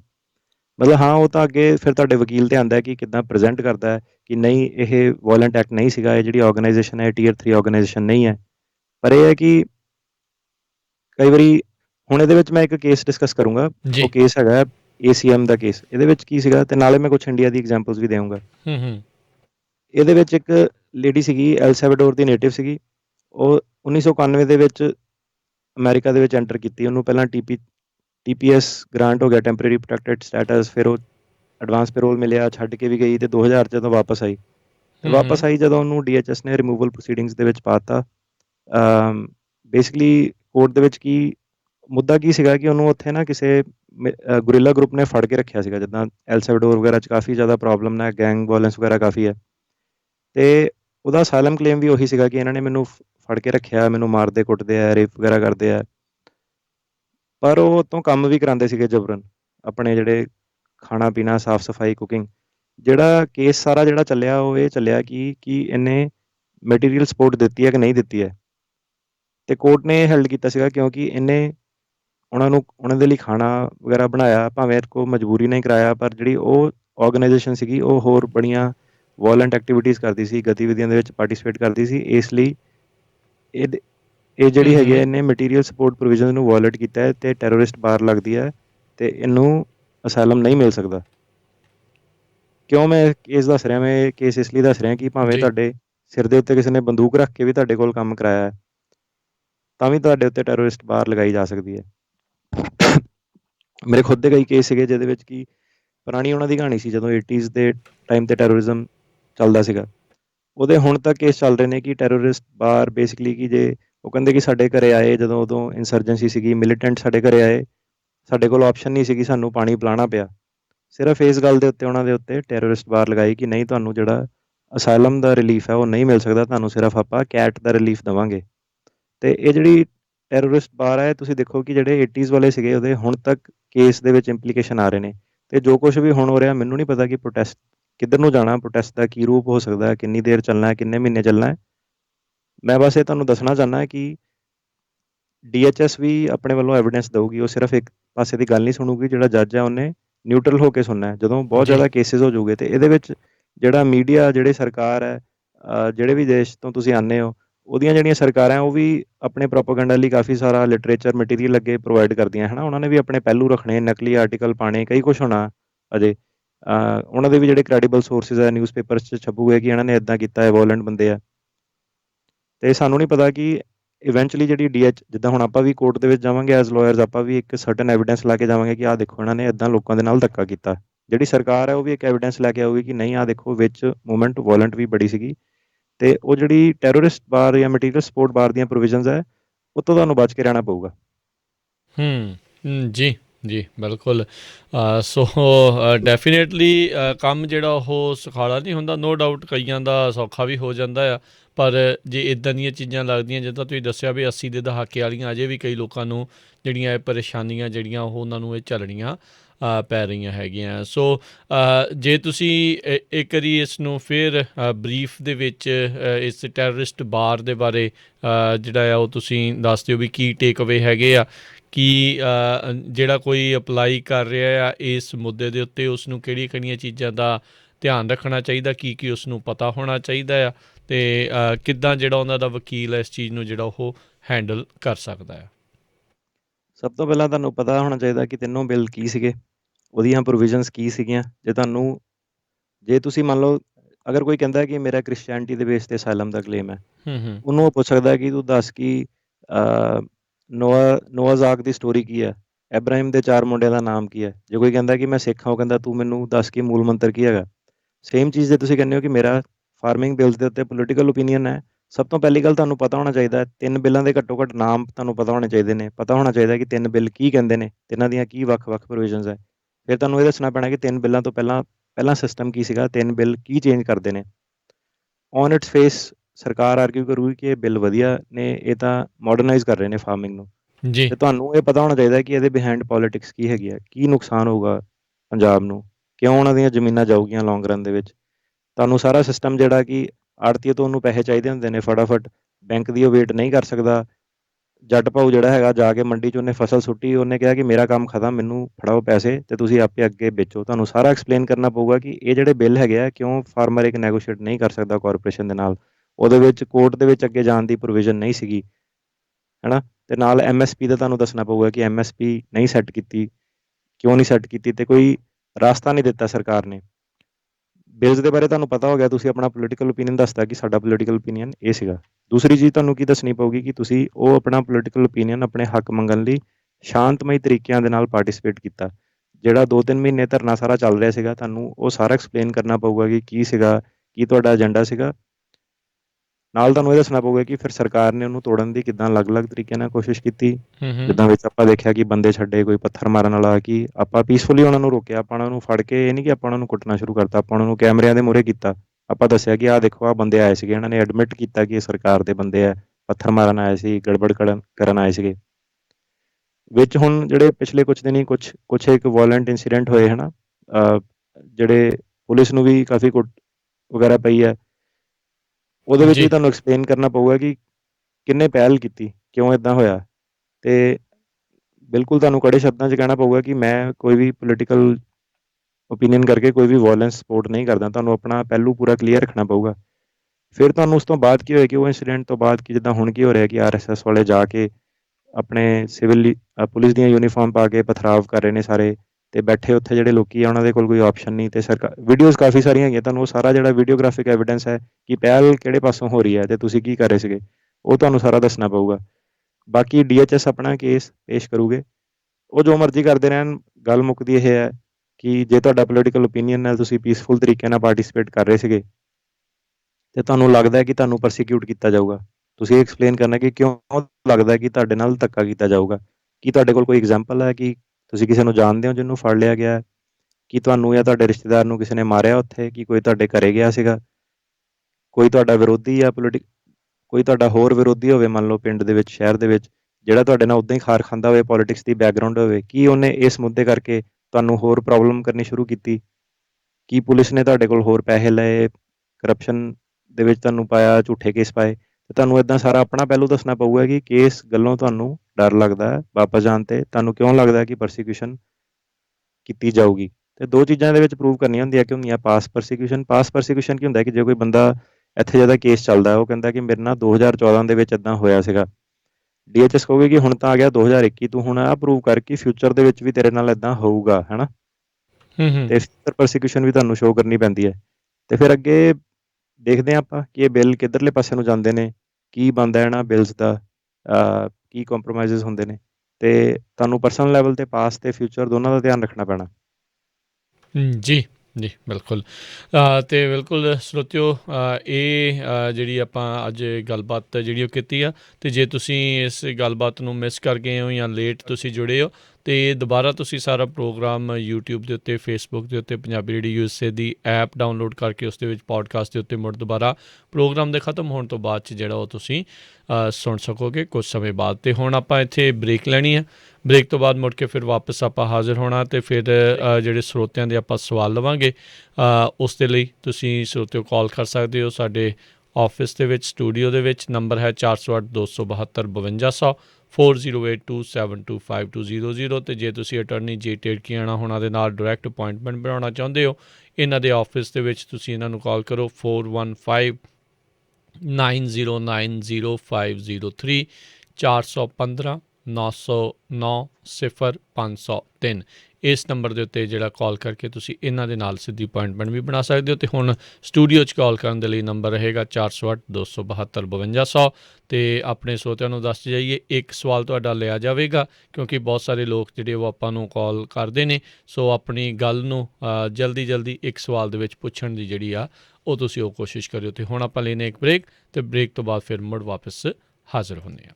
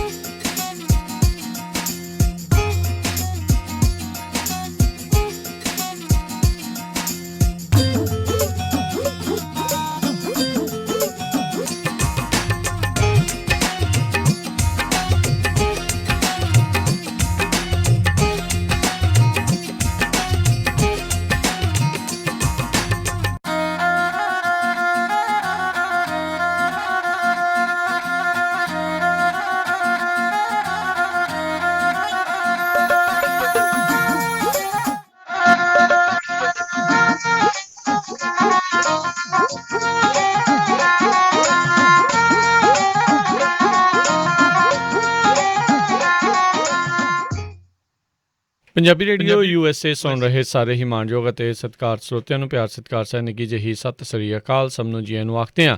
ਸਰੋਤਿਓ, ਇੱਕ ਵਾਰੀ ਫੇਰ ਆਪ ਸਭ ਦਾ ਨਿੱਘਾ ਸਵਾਗਤ ਹੈ। ਪ੍ਰੋਗਰਾਮ ਚੱਲ ਰਿਹਾ ਜੀ ਇਸ time update America US immigration ਦੇ ਬਾਰੇ ਗੱਲਬਾਤ ਕਰਨ ਦੇ ਲਈ ਆਪਣੇ ਨਾਲ ਇਮੀਗ੍ਰੇਸ਼ਨ ਦੇ ਅਟਰਨੀ ਜੇ ਟਿਰਕੀਆਣਾ ਲਾ ਫਰਮ ਤੋਂ ਜੁੜੇ ਹੋਏ ਨੇ। ਅਟਰਨੀ ਜੇ ਜੀ ਆਇਆਂ ਨੂੰ ਇੱਕ ਵਾਰੀ ਫੇਰ ਸਵਾਗਤ ਹੈ। ਸਤਿ ਸ੍ਰੀ ਅਕਾਲ। ਸਤਿ ਸ਼੍ਰੀ ਅਕਾਲ ਜੀ। ਜੀ, ਅਤੇ ਸਰੋਤਿਓ, ਹੁਣ ਤੁਸੀਂ ਕਾਲ ਕਰਕੇ ਆਪਣਾ ਜੇ ਇਮੀਗ੍ਰੇਸ਼ਨ ਬਾਰੇ ਸਵਾਲ ਪੁੱਛਣਾ ਹੈ ਉਹ ਪੁੱਛ ਸਕਦੇ ਹੋ। ਅਤੇ ਮੈਂ ਬੇਨਤੀ ਕਰਦਾ ਸਾਰਿਆਂ ਨੂੰ ਇੱਕ ਵਾਰੀ ਇੱਕ ਹੀ ਸਵਾਲ ਤੁਹਾਡਾ ਜਿਹੜਾ ਲਿਆ ਜਾਵੇਗਾ, ਕਿਉਂਕਿ ਕਾਫੀ ਆਪਣੇ ਕੋਲ ਕਾਲਸ ਹੁੰਦੀਆਂ ਨੇ। ਆਪਣੇ ਸਵਾਲ ਨੂੰ ਇੱਕੋ ਹੀ ਸਵਾਲ ਦੇ ਵਿੱਚ ਜਿਹੜਾ ਛੋਟੀ ਗੱਲ ਦੇ ਵਿੱਚ ਪੁੱਛਣ ਦੀ ਜਿਹੜੀ ਉਹ ਕੋਸ਼ਿਸ਼ ਜ਼ਰੂਰ ਕਰਿਓ। ਅਤੇ ਆਓ ਆਪਣੇ ਜਿਹੜੇ ਕਾਲਰਸ ਉਹਨਾਂ ਨਾਲ ਗੱਲ ਕਰਦੇ ਹਾਂ। ਜੁੜੇ ਹੋਏ ਨੇ ਆਪਣੇ ਨਾਲ ਹਰਜਿੰਦਰ ਜੀ। ਹਾਂਜੀ, ਸਤਿ ਸ਼੍ਰੀ ਅਕਾਲ। ਸਤਿ ਸ਼੍ਰੀ ਅਕਾਲ ਭਾਈ। ਸਤਿ ਸ਼੍ਰੀ ਅਕਾਲ ਜੀ। ਜੀ ਭਾਈ, ਮੈਂ 2015 ਦੇ ਵਿੱਚ ਆਇਆ ਸੀ ਵੀਜ਼ੇ ਤੇ ਜੀ। ਤੇ ਮੈਂ ਸਾਇਲੈਂਸ ਕੀਤਾ ਹੈਗਾ, ਤੇ ਹਜੇ ਤੱਕ ਮੈਨੂੰ ਵਰਕ ਪਰਮਿਟ ਦੇ ਰਹੇ ਆ, ਜਾਣੀ ਕਿ ਹਜੇ ਤੱਕ ਕੋਈ ਉਹਨਾਂ ਦੀ ਇੰਟਰਵਿਊ ਨਹੀਂ ਆਈ, ਨਾ ਹੀ ਸਰ ਮਾਸ ਦੀ ਇੰਟਰਵਿਊ ਆਈ ਆ। ਜੀ, ਕੋਈ ਹੋ ਸਕਦਾ ਇਹਦਾ ਹੱਲ ਕੋਈ? ਬਿਲਕੁਲ ਤੁਸੀਂ ਰਿਕੁਐਸਟ ਕਰ ਸਕਦੇ ਹੋ। ਜੇ ਤੁਸੀਂ ਆਪਣੀ ਇੰਟਰਵਿਊ ਛੇਤੀ ਚਾਹੁੰਦੇ ਹੋ, ਅਸਾਈਲਮ ਆਫਿਸ ਨੂੰ ਆਪਣੇ ਲਾਇਰ ਨੂੰ ਕਹੋ ਕੰਟੈਕਟ ਕਰੇ, ਅਤੇ ਉਹ ਤੁਹਾਨੂੰ ਇੰਟਰਵਿਊ ਛੇਤੀ ਦੇ ਸਕਦੇ ਨੇ ਜੇ ਤੁਸੀਂ ਚਾਹੁੰਦੇ ਹੋ ਤਾਂ। ਪਰ ਮੈਨੂੰ ਲੱਗਦਾ ਨਹੀਂ ਕਿ ਤੁਹਾਨੂੰ ਮੈਨੂੰ ਤਾਂ ਕੋਈ ਕਾਹਲੀ ਨਹੀਂ। ਹਾਂ, ਬਸ ਠੀਕ ਹੈ ਫਿਰ। ਠੀਕ ਹੈ ਜੀ। ਵਰਕ ਪਰਮਿਟ ਕਰੋ ਆਪਣੇ, ਦੇਖੋ ਠੀਕ ਲਾਅ ਹੈ ਕੀ ਬਣਦਾ, ਐਮਨੈਸਟੀ ਦਾ ਆਉਂਦਾ ਅੱਗੇ ਨਹੀਂ ਆਉਂਦਾ। ਜੀ। ਸਭ ਤੋਂ ਇੰਪੋਰਟੈਂਟ ਗੱਲ ਇਹ ਹੈ ਕਿ 2015 ਤੁਹਾਡੇ ਲਈ ਨਹੀਂ, ਸਾਰਿਆਂ ਲਈ ਇਨ ਜਨਰਲ ਗੱਲ ਇਹ ਹੈ ਕਿ ਜਿਹੜੇ ਹੁਣ ਕਿੱਡੇ ਪੁਰਾਣੇ ਕੇਸ ਹੈ ਨਾ 2015 ਦੇ, ਜਿੱਦਾਂ ਮੈਂ ਗੱਲ ਕੀਤੀ ਸੀਗੀ ਪਾਸਟ ਪ੍ਰੋਸੀਕਿਊਸ਼ਨ, ਤੁਸੀਂ ਪਾਸਟ ਪ੍ਰੋਸੀਕਿਊਸ਼ਨ ਦਾ ਦੱਸਤੀ। ਜਿਹੜਾ ਫਿਊਚਰ ਪ੍ਰੋਸੀਕਿਊਸ਼ਨ ਕਿ ਜੇ ਤੁਸੀਂ ਵਾਪਸ ਜਾਓਗੇ ਫਿਰ ਤੁਹਾਡੇ ਨਾਲ ਕੋਈ ਚੀਜ਼ ਹੋਊਗੀ, ਉਹਦੇ ਵਾਸਤੇ ਜਿਹੜਾ ਜਦੋਂ ਤੁਸੀਂ ਜਾਂਦੇ ਹੋ ਅਸਾਈਲਮ ਅਫਸਰ ਮੋਰੇ ਜਾਂ ਕੋਰਟ ਮੋਰੇ, ਉੱਥੇ ਸਭ ਤੋਂ ਪਹਿਲਾ ਸਵਾਲ ਇਹੀ ਹੁੰਦਾ ਹੈ ਕਿ ਤੁਹਾਨੂੰ ਹੀ ਕਿਉਂ ਟਾਰਗੇਟ ਕੀਤਾ ਜਾਊਗਾ ਕਿ ਇੰਨੀ ਦੇਰ ਹੋ ਗਈ, 6-7 ਸਾਲ ਹੋ ਗਏ, ਤੁਹਾਨੂੰ ਹੀ ਕਿਉਂ ਲੱਭ ਰਹੇ ਨੇ, ਇੱਦਾਂ ਦਾ ਕੀ ਹੋਇਆ? ਤੁਹਾਡੇ ਘਰੇ ਗਏ ਸੀਗੇ ਉਹ? ਅੱਛਾ, ਤੁਹਾਨੂੰ ਮਤਲਬ ਕਿ ਇੰਨਾ ਕੀ ਹੋ ਗਿਆ ਕਿ ਇੱਦਾਂ ਦਾ ਤੁਸੀਂ ਕੀ ਕਰਤਾ ਕਿ ਹਰ ਸਾਲ 3-3 4-4 ਵਾਰੀ ਤੁਹਾਡੇ ਘਰ ਜਾਂਦੇ ਨੇ? ਅਤੇ ਕਿਉਂ ਤੁਹਾਡੇ ਘਰ ਜਾਂਦੇ ਨੇ? ਕਿ ਜਦ ਉਹਨਾਂ ਨੂੰ ਪਤਾ ਹੀ ਆ ਕਿ ਤੁਸੀਂ ਉੱਥੇ ਨਹੀਂ ਹੈਗੇ, ਅਤੇ ਕਿਉਂ ਤੁਹਾਨੂੰ ਲੱਭ ਰਹੇ ਨੇ, ਕਿਸ ਗੱਲ ਕਰਕੇ ਲੱਭ ਰਹੇ ਨੇ? ਅਤੇ ਤੁਹਾਨੂੰ ਸਾਰਾ ਉਹ ਐਕਸਪਲੇਨ ਕਰਨਾ ਪਊਗਾ ਕਿ ਫਿਊਚਰ ਪ੍ਰੋਸੀਕਿਊਸ਼ਨ ਕੀ ਹੈ। ਦੂਸਰੀ ਜਿਹੜੀਆਂ ਨਵੀਆਂ ਡਿਵੈਲਪਮੈਂਟਸ ਜੇ ਹੋ ਰਹੀਆਂ, ਜੇ ਇਹ ਨਹੀਂ ਕਿ ਤੁਹਾਡਾ ਅਸਾਈਲਮ ਜੇ 2015 ਤੋਂ ਤੁਹਾਡੇ ਕੋਈ ਫੈਕਟ ਪੈਟਰਨ ਸੀਗਾ, ਤੁਹਾਡੀ ਗੱਲ ਉੱਥੇ ਰੁਕ ਜਾਂਦੀ ਹੈ। ਤੁਸੀਂ ਨਾਲੋਂ ਨਾਲ ਆਪਣੀ ਲਾਈਫ ਤਾਂ ਤੁਹਾਡੀ ਚੱਲਦੀ ਰਹਿੰਦੀ ਹੈ, ਤੁਸੀਂ ਨਾਲੋਂ ਨਾਲ ਆਪਣਾ ਕੇਸ ਅਪਡੇਟ ਕਰੋ। ਤੁਸੀਂ ਜਦੋਂ ਇੰਟਰਵਿਊ ਤੁਹਾਨੂੰ ਅਸਾਈਲਮ ਅਫਸਰ ਦੇ ਮੂਹਰੇ ਆਉਂਦੀ ਹੈ, ਤੁਸੀਂ ਹੁਣ ਕੀਤਾ, ਉਸ ਤੋਂ ਬਾਅਦ ਤੁਸੀਂ ਅਮਰੀਕਾ ਦੇ ਵਿੱਚ ਕੀ ਗਤੀਵਿਧੀਆਂ ਕੀਤੀਆਂ। ਸਪੈਸ਼ਲੀ ਜਿਹੜਾ ਇੱਕ ਸਵਾਲ ਬੜਾ ਕਾਮਨ ਹੁੰਦਾ, ਉਹ ਪੁੱਛਦੇ ਨੇ ਕਿ ਗੁਰਦੁਆਰੇ ਜਾਂਦੇ ਹੋ, ਕਿਹੜੇ ਗੁਰਦੁਆਰੇ ਜਾਂਦੇ ਹੋ? ਲੈਟਰ ਹੈਗੀ ਆ, ਤੁਸੀਂ ਲੈ ਕੇ ਆਏ ਹੋ ਅੱਜ? ਲੋਕਾਂ ਕੋਲ, ਕਈਆਂ ਕੋਲ ਇਹ ਪ੍ਰੂਵ ਕਰਨ ਲਈ ਨਹੀਂ ਹੁੰਦਾ ਕਿ ਉਹ ਇੱਕ ਬੇਸਿਕ ਆਪਣੇ ਐਵਰੀ ਵੀਕ ਗੁਰਦੁਆਰੇ ਜਾਂਦੇ ਨੇ। ਉਹ ਬੰਦੇ ਕਹਿੰਦੇ ਨੇ ਕਿ ਆਪਾਂ ਸਿੱਖ ਹਾਂ ਅਤੇ ਆਪਾਂ ਰੂਟੀਨਲੀ ਗੁਰਦੁਆਰੇ ਜਾਂਦੇ ਹਾਂ। ਉਹ ਇਨਫ ਨਹੀਂ ਹੁੰਦਾ। ਜਿਹੜੀ ਅਦਾਲਤ ਆ ਉਹ ਸਬੂਤ ਦੇ ਬੇਸਿਸ 'ਤੇ ਚੱਲਦੀ ਹੈ, ਅਤੇ ਤੁਹਾਨੂੰ ਇਹ ਸਾਰੀ ਆਪਣੀ ਜਿਹੜੀ ਪਾਰਟੀਸਪੇਸ਼ਨ ਦਾ ਐਵੀਡੈਂਸ ਹੈ ਆਪਣੇ ਰਿਲੀਜੀਅਸ ਐਕਟੀਵਿਟੀਜ਼ ਦੇ ਵਿੱਚ ਅਤੇ ਪੋਲੀਟੀਕਲ ਐਕਟੀਵਿਟੀਜ਼ ਦੇ ਵਿੱਚ ਇੱਥੇ, ਅਤੇ ਘਰ ਦੇ ਜਿਹੜੇ ਤੁਹਾਡੇ ਉੱਥੇ ਪਾਰਟੀਸਪੇਟ ਕਰ ਰਹੇ ਨੇ ਸੇਮ ਥਿੰਗ, ਕਿ ਉਹ ਕਿਹੜੇ ਗੁਰਦੁਆਰੇ ਜਾਂਦੇ ਨੇ, ਕਿਹੜੀ ਪਾਰਟੀ ਨੂੰ ਸਪੋਰਟ ਕਰਦੇ ਨੇ। ਇਹ ਤੁਹਾਨੂੰ ਪੂਰਾ ਜਿਹੜਾ ਐਵੀਡੈਂਸ ਹੈ 2015 ਤੋਂ ਲੈ ਕੇ 2021 ਤੱਕ, ਜਦ ਤੱਕ ਤੁਹਾਡੀ ਤਰੀਕ ਆਉਂਦੀ ਹੈ, ਸਾਰਾ ਨਾਲੋਂ ਨਾਲ ਇਕੱਠਾ ਕਰਨਾ ਪਏਗਾ। ਜੀ, ਥੈਂਕ ਯੂ ਜੀ, ਮਿਹਰਬਾਨੀ ਜੀ। ਅਤੇ ਅਗਲੇ ਕਾਲਰ ਨੇ ਸੁਖਵਿੰਦਰ। ਸਤਿ ਸ਼੍ਰੀ ਅਕਾਲ। ਹਾਂਜੀ ਸੁਖਵਿੰਦਰ ਜੀ, ਸਵਾਲ ਪੁੱਛੋ। ਸਤਿ ਸ਼੍ਰੀ ਅਕਾਲ ਜੀ। ਜੀ ਸਤਿ ਸ਼੍ਰੀ ਅਕਾਲ। ਸਵਾਲ? ਹਾਂਜੀ, ਮੇਰਾ ਕੁਐਸਚਨ ਇਹ ਸੀਗਾ ਕਿ ਮੇਰਾ ਅਸਾਈਲਮ ਦਾ ਕੇਸ ਹੈਗਾ, ਮੇਰੀ ਫਾਈਨਲ ਹੀਅਰਿੰਗ ਹੈਗੀ ਆ ਮਈ ਦੇ ਐਂਡ ਦੇ ਵਿੱਚ, ਐਂਡ ਮੇਰਾ ਵਰਕ ਪਰਮਿਟ ਐਕਸਪਾਇਰ ਹੋ ਰਿਹਾ ਆ 1 ਮਹੀਨੇ ਬਾਅਦ, ਅਤੇ ਮੇਰਾ ਵਕੀਲ ਕਹਿ ਰਿਹਾ ਕਿ ਮੈਨੂੰ ਵਰਕ ਪਰਮਿਟ ਮੇਰਾ ਐਕਸਟੈਂਡ ਨਹੀਂ ਹੋਣਾ, ਕਿਉਂਕਿ ਉਹਨਾਂ ਨੇ ਮੈਨੂੰ ਭੇਜਿਆ ਨਹੀਂ, ਕਿਉਂਕਿ ਮੇਰਾ ਵਰਕ ਪਰਮਿਟ ਐਕਸਪਾਇਰ ਹੋ ਰਿਹਾ। ਮੈਂ ਉਹਦੇ ਬਾਰੇ ਪੁੱਛਣਾ ਸੀਗਾ। ਨਹੀਂ, ਵਕੀਲ ਤੁਹਾਡਾ ਗਲਤ ਕਹਿ ਰਿਹਾ। ਤੁਸੀਂ ਤੁਹਾਡੀ ਜਿਹੜੀ ਫਾਈਨਲ ਹੀਅਰਿੰਗ ਆ, ਜੇ ਤੁਸੀਂ ਫਾਈਨਲ ਹੀਅਰਿੰਗ 'ਚ ਤੁਸੀਂ ਕੇਸ ਹਾਰ ਵੀ ਜਾਂਦੇ ਹੋ, ਤਾਂ ਵੀ ਤੁਸੀਂ ਜਦੋਂ ਬੋਰਡ ਆਫ ਇਮੀਗ੍ਰੇਸ਼ਨ ਮੂਹਰੇ ਅਪੀਲ ਕਰਦੇ ਹੋ, ਤੁਹਾਡਾ ਜਦ ਤੱਕ ਬੋਰਡ ਆਫ ਇਮੀਗ੍ਰੇਸ਼ਨ ਡਿਨਾਈ ਨਹੀਂ ਕਰਦੀ ਕੇਸ, ਤਦ ਤੱਕ ਤੁਹਾਡਾ ਜਿਹੜਾ ਰਿਮੂਵਲ ਆਰਡਰ ਹੈ ਉਹ ਫਾਈਨਲ ਨਹੀਂ ਹੁੰਦਾ। ਅਤੇ ਤੁਸੀਂ ਵਰਕ ਪਰਮਿਟ ਹੁਣ ਫਾਈਲ ਕਰ ਸਕਦੇ ਹੋ, ਜਦ ਤੱਕ ਤੁਹਾਡਾ ਬੋਰਡ ਆਫ ਇਮੀਗ੍ਰੇਸ਼ਨ ਅਪੀਲ ਜਿਹੜੀ ਇਹ ਤੋਂ ਉਤਲੀ ਅਦਾਲਤ ਹੈ ਉਹ ਡਿਨਾਈ ਨਹੀਂ ਕਰਦੀ, ਤੁਹਾਨੂੰ ਕੋਈ ਪ੍ਰੋਬਲਮ ਨਹੀਂ। ਜੀ ਬਿਲਕੁਲ। ਅਤੇ ਆਪਾਂ ਅਗਲੇ ਜਿਹੜੇ ਕਾਲਰ ਉਹਨਾਂ ਨਾਲ ਗੱਲ ਕਰਦੇ ਹਾਂ। ਜੁੜੇ ਹੋਏ ਨੇ ਜੀ ਆਪਣੇ ਨਾਲ ਗੁਰਮੁਖ ਸਿੰਘ। ਸਤਿ ਸ਼੍ਰੀ ਅਕਾਲ। ਸਤਿ ਸ਼੍ਰੀ ਅਕਾਲ ਜੀ। ਜੀ ਸਵਾਲ ਪੁੱਛੋ ਜੀ। ਪੁੱਛਣਾ ਜੀ, ਅਸੀਂ ਮੁੰਡੇ ਦਾ ਅਪਲਾਈ ਕੀਤਾ ਜੀ, 1.5 ਸਾਲ ਹੋ ਗਿਆ ਗ੍ਰੀਨ ਕਾਰਡ ਤੇ ਜੀ, ਮਾਂ ਪਿਓ ਵੱਲੋਂ ਜੀ। ਤੇ ਹੁਣ ਅਸੀਂ ਉਹਦਾ ਵਿਆਹ ਕਰਨਾ ਚਾਹੁੰਦੇ ਹਾਂ, ਤੇ ਮੁੜ ਕੇ ਉਹ ਭੈਣ ਵਾਲਾ ਕੇਸ ਚੱਲਦਾ ਹੈ ਜੀ, ਉਸ ਤੇ ਕਿ ਨਹੀਂ ਕੋਈ ਅਸਰ ਪਾਊਗਾ ਜੀ? ਭੈਣ ਵਾਲੇ ਕੇਸ ਤੇ ਕੋਈ ਫਰਕ ਨਹੀਂ ਪੈਣਾ, ਤੁਹਾਡੇ ਵਾਲਾ ਜਿਹੜਾ ਉਹ ਕੈਂਸਲ ਹੋ ਜਾਣਾ। ਸਾਡੇ ਵਾਲਾ ਕੈਂਸਲ ਹੋ ਜਾਣ। ਜੇ ਅਸੀਂ ਅੰਗੇਜਮੈਂਟ ਕਰ ਲਈਏ ਤਾਂ ਉਹਨਾਂ ਨਹੀਂ ਕੋਈ ਫਰਕ ਪੈਂਦਾ, ਅੰਗੇਜਮੈਂਟ ਨਾਲ ਕੋਈ ਫਰਕ ਨਹੀਂ ਪੈਂਦਾ, ਵਿਆਹ ਨਹੀਂ ਬਸ ਹੋਣਾ ਚਾਹੀਦਾ।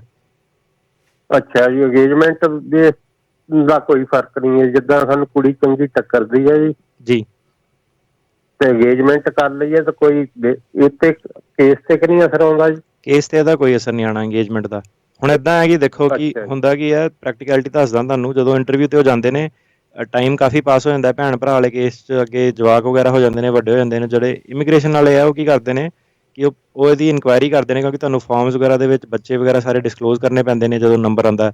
ਤੇ ਉਹ ਪਿੰਡ ਪੁੰਡ ਆ ਕੇ ਇਨਕੁਆਇਰੀ ਵੀ ਕਰ ਸਕਦੇ ਨੇ। ਤੇ ਤੁਸੀਂ ਅੰਗੇਜਮੈਂਟ ਕਰਨੀ ਆ ਤੇ ਕਰ ਲਓ, ਪਰ ਇਹ ਹੈ ਕਿ ਜਿਹੜੀ ਸਾਰਾ ਸਮਾਜ ਆ ਉਹਨੂੰ ਵੀ ਫਿਰ ਤੁਹਾਨੂੰ ਇਹੀ ਦੱਸਣਾ ਪੈਣਾ ਕਿ ਇਹ ਅੰਗੇਜਮੈਂਟ ਹੈ, ਕਿਉਂਕਿ ਕਿਸੇ ਤੋਂ ਆ ਕੇ ਉਹਨੇ ਪੁੱਛ ਲਿਆ ਕਿ ਇਹ ਵਿਆਹ ਹੈ, ਫਿਰ ਤੁਹਾਨੂੰ ਇਮੀਗ੍ਰੇਸ਼ਨ ਮਿਸਰੈਪ੍ਰੈਜ਼ੈਂਟੇਸ਼ਨ ਦੇ ਥੱਲੇ ਚਾਰਜ ਕਰਨਾ ਉਹਨਾਂ ਨੇ।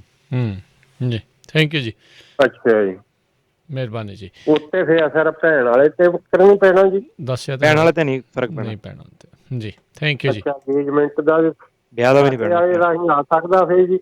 ਮਾਪੇ ਵਾਲੇ ਰਾਹੀਂ, ਮਾਪੇ ਰਾਹੀਂ ਤੁਸੀਂ Engagement- ਅੰਗੇਜਮੈਂਟ 'ਚ ਆ ਸਕਦਾ, ਕੋਈ ਪ੍ਰੋਬਲਮ ਨਹੀਂ। ਜੀ ਅੱਛਾ ਜੀ। ਜੀ ਓਕੇ, ਬਿਲਕੁਲ। ਤੇ ਅਗਲੇ ਜਿਹੜੇ ਕਾਲਰ ਨੇ ਆਪਣੇ ਨਾਲ ਜੁੜੇ, ਦਲਜੀਤ, ਸਤਿ ਸ਼੍ਰੀ ਅਕਾਲ। ਸਤਿ ਸ਼੍ਰੀ ਅਕਾਲ ਜੀ। ਸਤਿ ਸ਼੍ਰੀ ਅਕਾਲ ਜੀ। ਹਾਂਜੀ, ਮੇਰਾ ਸਵਾਲ ਇਹ ਹੈ, ਮੇਰੇ ਪੇਰੈਂਟਸ ਲਾਸਟ ਮੰਥ ਨਾ 16 ਤਰੀਕ ਨੂੰ ਇੰਡੀਆ ਗਏ ਸੀ, ਤੇ ਉੱਥੇ ਮੇਰੀ ਮਮ ਦਾ ਨਾ ਗ੍ਰੀਨ ਕਾਰਡ ਲੋਸਟ ਹੋ ਗਿਆ, ਤੇ ਉਹਨਾਂ ਨੇ ਹੁਣ 16 ਮਾਰਚ ਨੂੰ ਵਾਪਸ ਆਉਣਾ ਹੈ ਇੱਥੇ। ਤੇ ਹੁਣ ਕੀ FIR ਆਪਾਂ ਦਰਜ ਕਰਾਤੀ ਹੈ, ਤੇ ਅੱਗੇ ਕੀ ਪ੍ਰੋਸੀਜਰ, ਕਿੱਦਾਂ ਉਹ ਵਾਪਸ ਆ ਸਕਦੇ, ਸਾਨੂੰ ਕੀ ਕਰਨਾ ਪਵੇ? ਇੱਕ 131 ਇੱਕ ਟਰੈਵਲ ਡਾਕੂਮੈਂਟ ਹੁੰਦਾ, ਇੱਕ ਗ੍ਰੀਨ ਕਾਰਡ ਦੀ ਕਾਪੀ ਲੈ ਕੇ ਐਮਬੈਸੀ ਦੇ ਕੋਲ ਤੁਹਾਨੂੰ ਜਾ ਕੇ 131 ਫਾਈਲ ਕਰਕੇ ਫਿਰ ਤੁਸੀਂ ਆ ਸਕਦੇ ਹੋ। ਉੱਥੇ ਇੰਡੀਅਨ ਐਮਬੈਸੀ ਚ, ਉੱਥੇ ਇੰਡੀਆ ਦੇ ਵਿੱਚ, ਰਾਈਟ? ਹਾਂਜੀ ਬੰਬੇ। ਹਾਂਜੀ, ਓਕੇ ਜੀ, ਠੀਕ ਹੈ ਜੀ, ਥੈਂਕ ਯੂ। ਮਿਹਰਬਾਨੀ ਜੀ। ਓਕੇ। ਆਪਾਂ ਇੱਥੇ ਇੱਕ ਬ੍ਰੇਕ ਲੈਂਦੇ ਹਾਂ। ਬ੍ਰੇਕ ਤੋਂ ਬਾਅਦ ਦੇ ਵਿੱਚ ਆਪਾਂ ਮੁੜ ਕੇ ਜਿਹੜਾ ਆਪਾਂ ਵਾਪਸ ਹਾਜ਼ਰ ਹੁੰਦੇ ਹਾਂ। ਥੋੜ੍ਹੀ ਜਿਹੀ ਟੈਕਨੀਕਲ ਪ੍ਰੋਬਲਮ ਜਿਹੜੀ ਉਹ ਆਪਣੀ ਸ਼ਾਇਦ ਚੱਲ ਰਹੀ ਆ, ਅਤੇ ਆਪਾਂ ਬ੍ਰੇਕ ਤੋਂ ਬਾਅਦ ਮੁੜ ਵਾਪਸ ਹਾਜ਼ਰ ਹੁੰਦੇ ਹਾਂ, ਅਤੇ ਤੁਹਾਡੀਆਂ ਕਾਲਸ ਜਿਹੜੀਆਂ ਉਹ ਆਪਾਂ ਇੱਦਾਂ ਹੀ ਲਈ ਚੱਲਾਂਗੇ।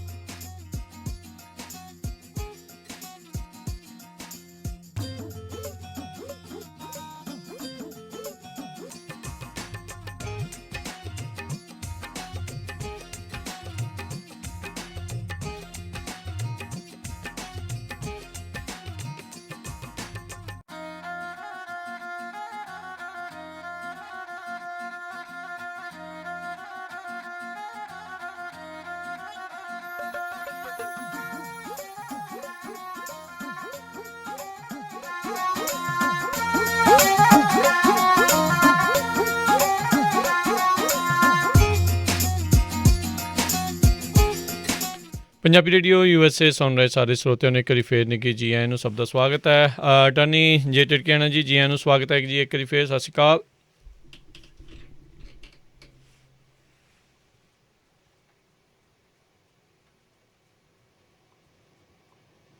ਹੈਲੋ ਹੈਲੋ